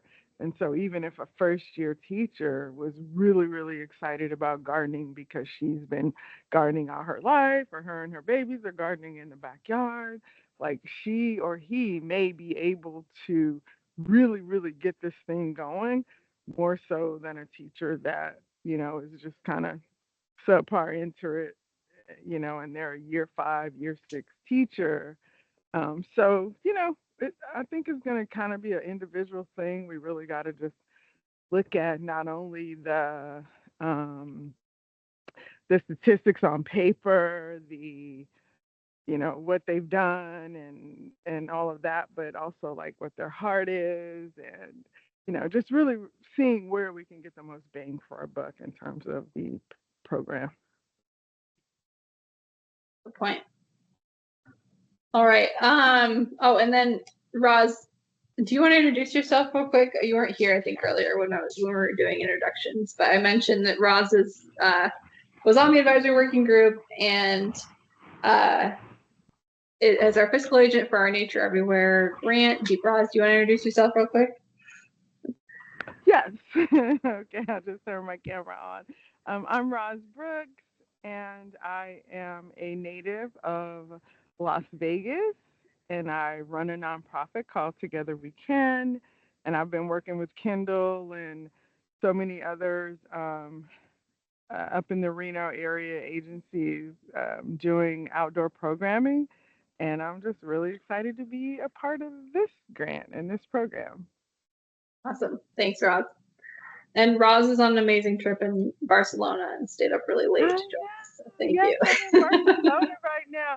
Unfortunately, it's like almost midnight. You can't really see anything, but hey. Okay. All right. So then let's look at what do we Kendall? want? Oh, yes. Go ahead, Joe. I have two thoughts. I'm wondering about whether then put a timeline on how long they've taught. Maybe we define the impact that they've had. And I know someone said that impact maybe benefit urban rather than rural, but I think if we define it impact on the community or school community,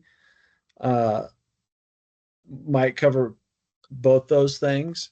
And then my other thought is, do we want something that, I don't know, I think Nevada has some beautiful outdoors, and that's why we're involved with this, is because we believe that. But is there any way, and I don't know exactly how to frame this, but really builds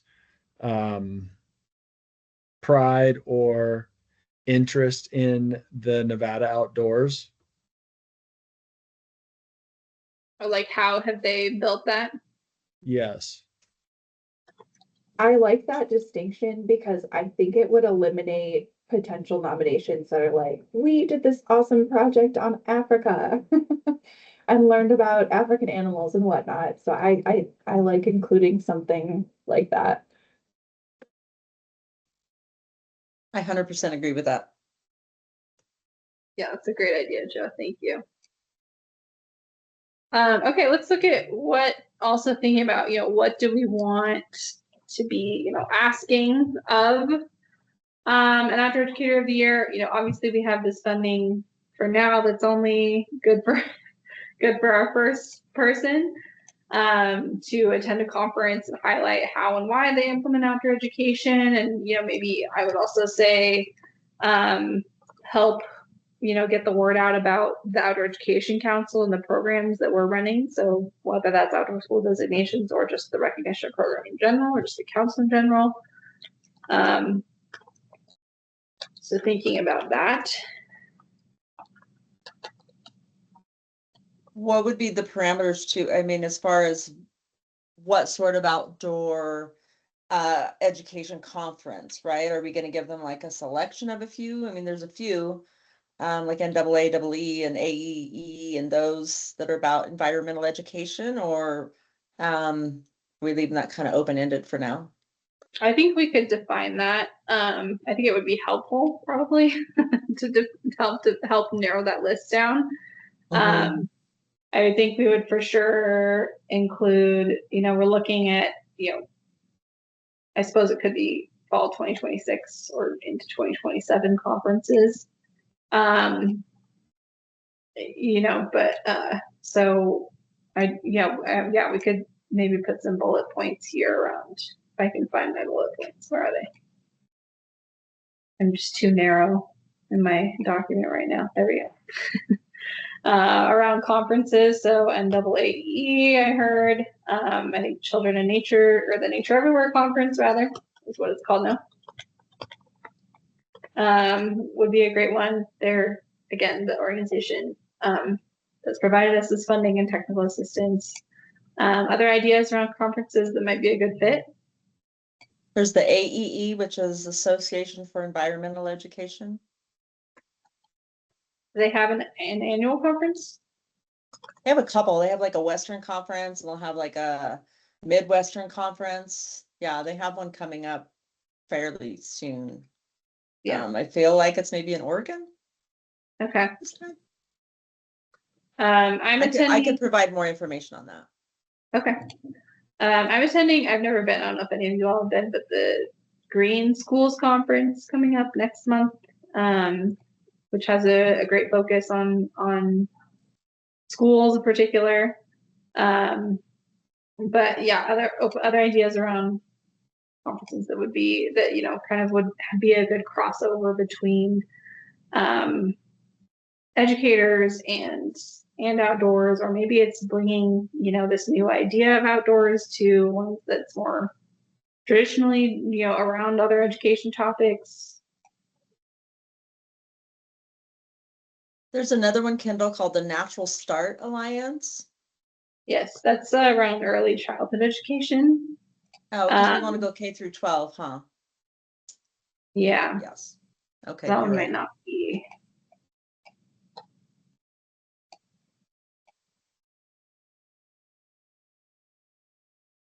Or I don't know, potentially Andrew or Chip or Shelly, maybe you all know about any like Nevada specific conferences that a lot of teachers attend, and we could get the word out to like other Nevada teachers.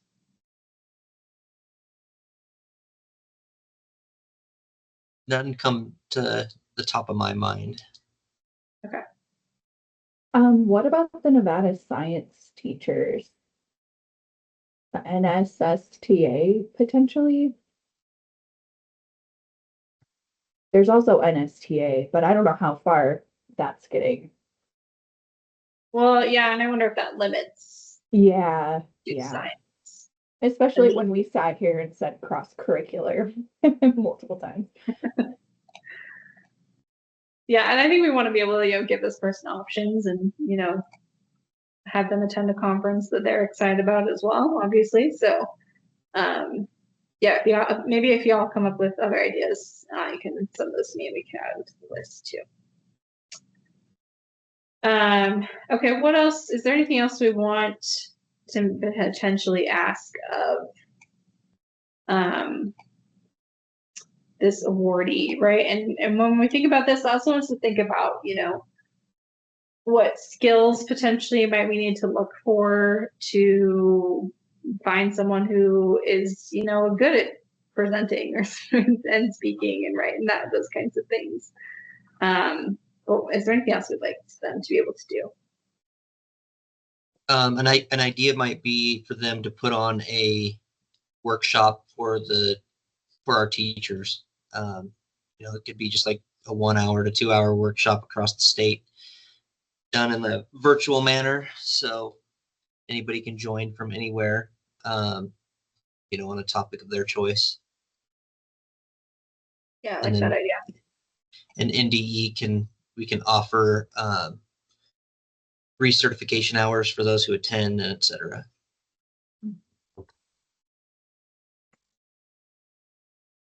Ooh, I love that idea. That's great. Great. Okay. Anything else here?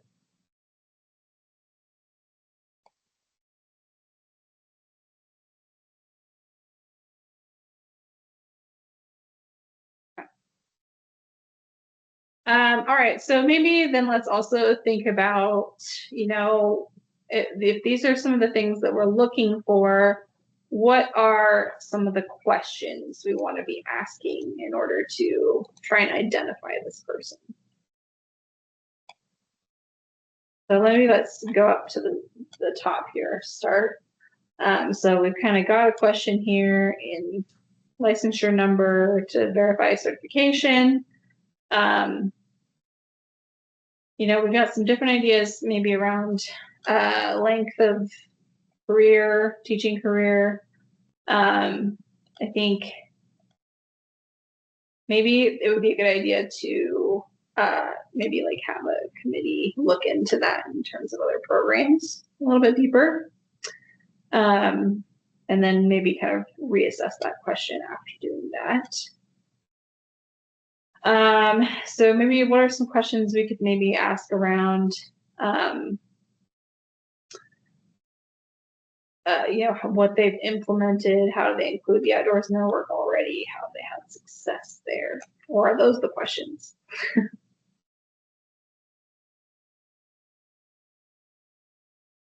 I might be jumping the gun, but are we asking for evidence or just questions? Well, I think questions that get us evidence, right? So, like maybe having some letters of support, submission of like lesson plans, or program data, or I don't know, things like that. So they're submitting hard evidence and not just, what they say. Maybe Okay. even pictures if they had a chance. Obviously, with pictures, you have to have permission, et cetera, from kids, or parents, not kids. Both, actually. Yeah. Julie?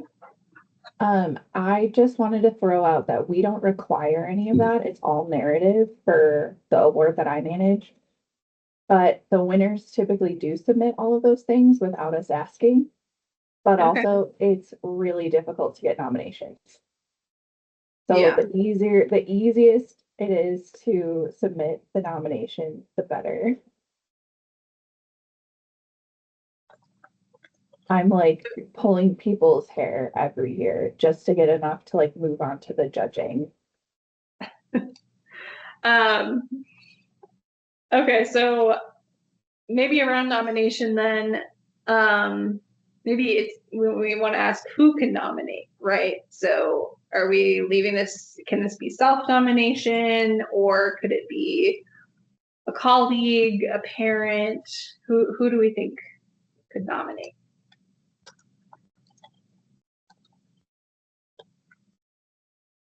This I is think that Shelley. I would say as open as we can, because I feel like the data piece or the real evidence piece would naturally happen through the nomination process. Okay.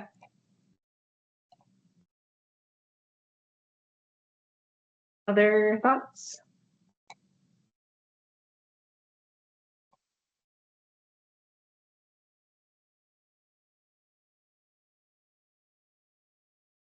I agree that it should be as open as possible. I don't know where we'd limit who can nominate.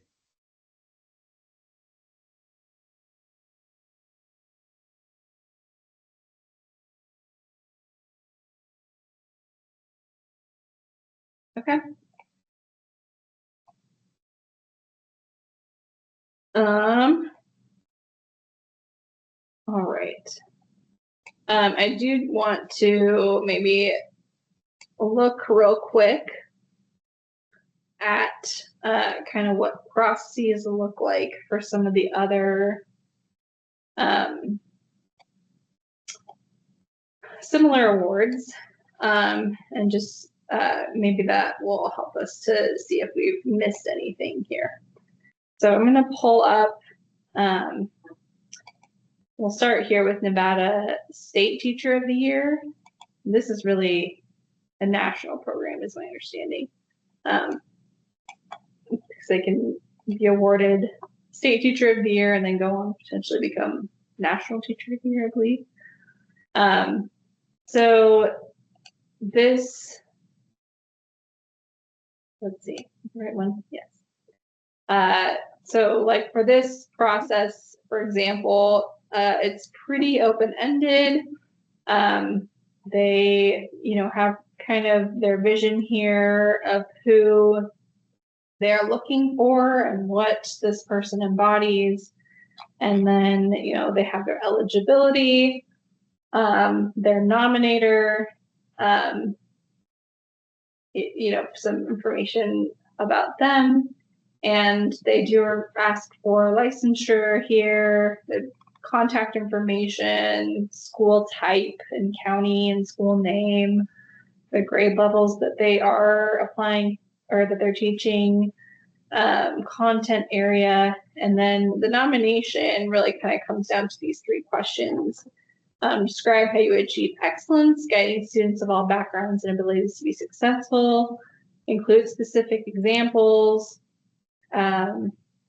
inclusive of work within and outside of the classroom and school.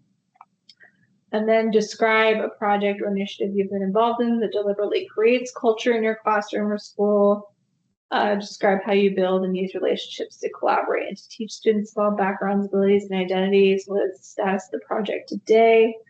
And then what can you do to strengthen and improve the teaching profession? How would serving as a State Teacher of the Year help you to achieve that vision? So maybe, are there any ideas that you guys think we need to incorporate from looking at this that we haven't already?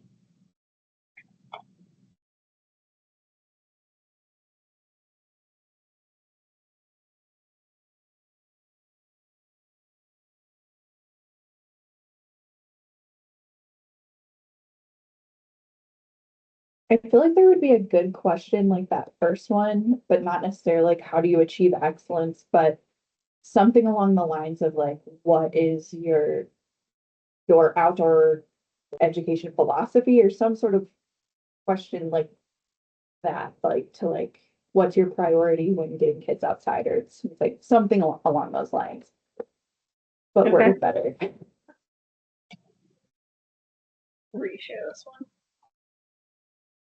So with the nomination form, are they gonna, anyone can nominate and then they would have to then fill out a form about themselves? I'm just thinking about how to ask these, what questions to ask. That's a good point.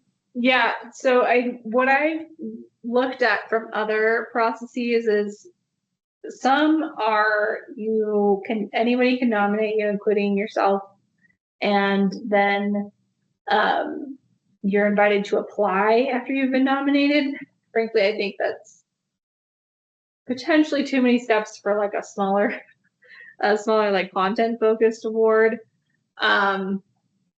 So then but I do think, potentially we want to, maybe there is some sort of screening of nominations who are people who nominated not by themselves, ensure that they would be interested in, what we're asking of the awardee. So maybe that's just like a quick phone call, email, just to ensure that they're interested in that. Or it could be a full process of them inviting them, after a nomination, inviting them to apply, or maybe somebody else has to nominate them first and then they can themselves apply. I'm inclined to like take as many steps out of it as possible, but those are my thoughts. Does that answer your question?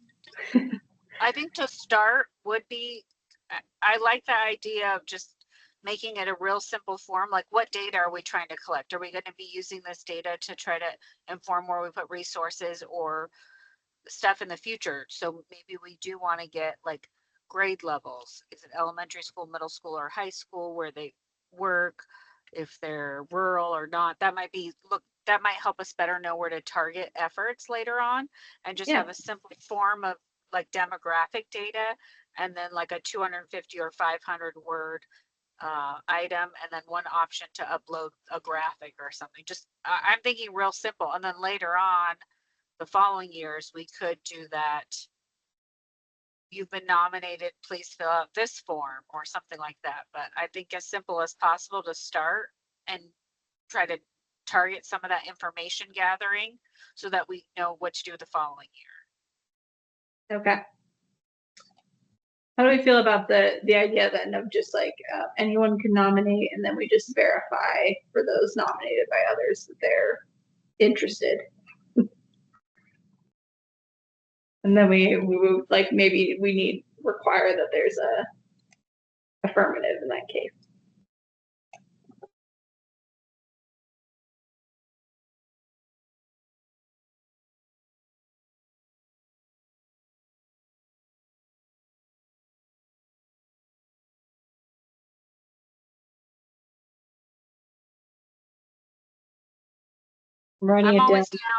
I'm always down with the trust but verify strategy.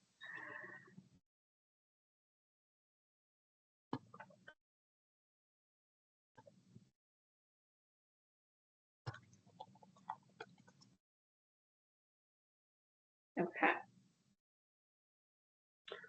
All right. I think we've got a solid start here to maybe hand over to a committee, and they can, then maybe like more specifically develop questions and forms and all that good stuff. Do we feel okay about tabling educator award until after we've gotten this process down for a teacher?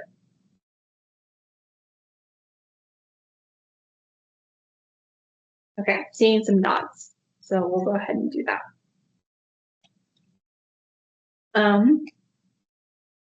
Is there any? All right. Well, I think we're a little bit ahead of schedule, which is great. I'd love to, shorten a 3-hour meeting if we can. But are there any other comments or discussion around Outdoor Teacher of the Year that we'd like to hit on before we move on?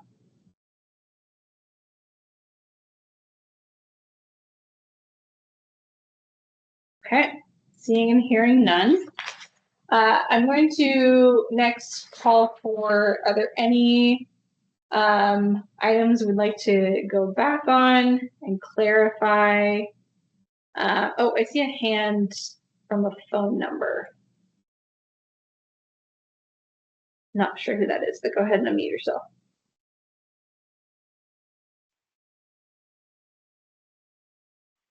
It's Matthew Winterhawk for the record. I was just waiting for the public comment and hitting the anticipatory with the hand raise. Been here Oh, patiently. gotcha. Okay, yeah, we'll No get to worries. that momentarily. Yeah.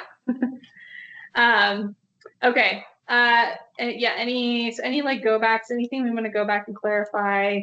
And then I can actually let me kind of review next steps here. So I'm going to send out some inquiries around interest in different committees. Those committees centered on our various duties, and then we can look at meeting in committees of up to 3 people to kind of start working on a few of these different things. And then, maybe we meet in committees for a few months, and then we come back and look at some of the committee work together as a larger group. And then we're also, I think, seeing another item of I'm going to send out an inquiry around teacher trainings that are available so we can start localizing some resources. I'll get with Andrew, Department of Education, around like creating a web page where those resources can live. Anything else that I'm missing there? And with committees, when we have who's interested, we can work on scheduling those meetings.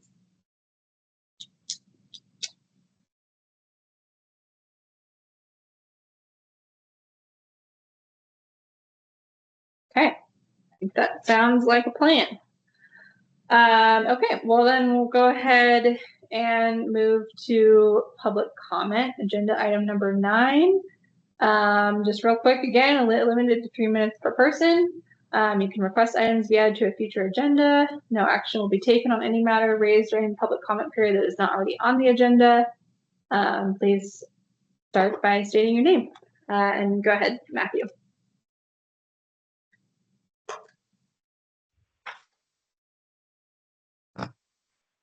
Matthew Winterhawk, Winterhawk for the record, speaking on behalf of myself and then other families that share a similar situation. So, I'd like to share a perspective shaped by both experience and fairness. When I was a student, outdoor education field trips were valuable, but they were also largely opt-in experiences. I remember families chose what they could and could not participate in at the schools that I went to, and schools worked within their existing means. So I also recognize that an opt-in model can unintentionally create access gaps for students with less resourced families. So that concern is real, and it deserves to be addressed thoughtfully. Where I want to be clear on the funding is in districts like Clark County, where we're talking about a biennium budget approaching like $10 billion. Given that scale, I struggle to see how the solution is to raise additional funds or place new financial strain on families, teachers, or taxpayers. Before we talk about the new programs, new positions, and new appropriations, I believe that Nevada owes it to students and educators to fully audit existing educational funding across all 17 counties to identify waste, inefficiencies, and opportunities to redirect resources that are already existing in the system. I also did want to note for clarity that the outdoor education is not being discussed in a vacuum. The legislature first appropriated, $500,000, nearly $500,000 for this purpose on 128 in the 82nd session, 23-24, 24-25, as well as those funds were awarded statewide. More recently, the legislature also did the Assembly Bill 108, which additional $250,000, so it's $750,000, and moving forward in the 26-27 year. I raise that not as criticism, but I assume that those funds are all being used appropriately. I've seen some of the reward paperwork. With a total of $1 million moving forward across multiple years, it's reasonable that Nevada families expect clear outcome reporting and evaluation before any further expansion to this program or any further funding. I also want to address the green schoolyard and living schoolyard concepts that were discussed earlier. I'm not opposed to those ideas. That's a great idea. Thoughtfully designed environments can benefit students and help create microclimates to make the outdoor learning more viable in our desert communities. That said, water has to be a part of the conversation from the start. Nevada, especially Southern Nevada, operates under strict acre-feet limits and ongoing oversight. Any expansion of green infrastructure needs to be designed around desert-appropriate standards drought-tolerant landscaping, efficient water use, and clear accounting, so we're not creating long-term strain and unintended consequences. And I also want to raise a practical concern around the implementation. Teachers already face a significant pressure from district requirements and union expectations, and their plates are pretty full. So I've heard recommendations of up to 45 minutes a day, outdoor environmental programming. That's like roughly 12%, as mentioned by someone today earlier, of the teacher's day and school day. And that's not a small adjustment. I'm not raising that to oppose the concept, but to be realistic, adding another expectation without clear funding, staffing support, and curriculum integration risks pushing more responsibility onto teachers that are already stretched so thin. And I feel for them as well. I'm at CCSD regularly. Outdoor education and green schoolyards should not become unfunded mandates and layered initiatives. If they're expanded, they should integrate into existing curricula, facilities, and budgets in a way that supports teachers rather than burdens them with an ongoing and new thing. I support the goal of equitable access, and I simply believe that the responsible stewardship of the existing funds, realistic planning around the water usage for future projects, and respect to the teacher workload must come first. Nevada families expect to make better use of what we already have before asking for any more. And thank you again. I got to listen to everything. What a great meeting. I know you guys are working on a lot of things. I was in here. And I just wanted to commend each and every one of you for working on these things, because when we were kids, and most of you, I'm 42 years old, so I would imagine that you remember the outdoor and the field trips, and those were just like the best part of school, was that outdoor experience and learning. So I'm not against any of this, but I definitely do want to see that, like, that dollar per student, or that success rate, right? To be able to communicate that to parents and communicate that to the state and then legislation when we move forward, when you're saying, okay, we don't have more funding past this year. I'd like to be able to make sure that those things can continue, but also if it exists within already existing funding throughout the 17 counties and school appropriations, definitely to be pulled there first before any extra funding. So thank you so much for letting me speak today. All right, thank you. Nobody in the room here in Carson City. Is there anyone else online for public comment?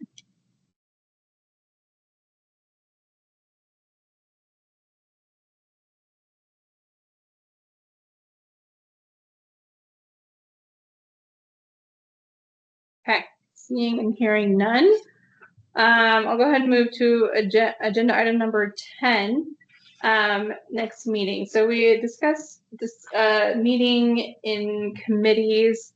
Do we want to figure out a time right now for reconvening as a full committee, or do we want to maybe see where committee meetings go first and then discuss a full meeting? What are we feeling there? Any thoughts? I'll speak up. I feel like we should have at least a pre-scheduled meeting for all of us, at least quarterly. Okay. I think that makes the most sense to me, and I think those committees ought to meet at least once a month, if maybe not twice, depending on what the kind of the workload might be. And I think the committees could decide that. I think that sounds like a good plan. Other thoughts?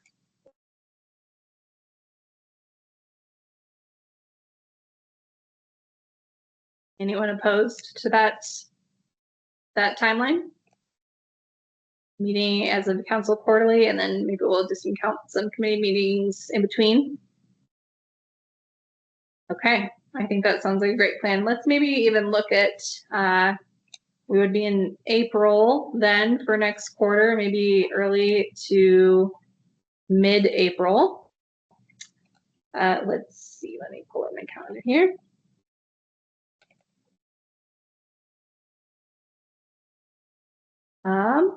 Was the Monday afternoon, was that a good time generally for people, or is there a better day? Or I guess I'll ask, is anyone strongly opposed to Monday afternoons?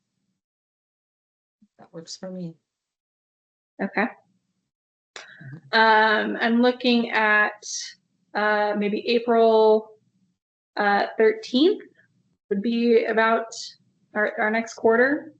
And we could do a 1 o'clock start time then again.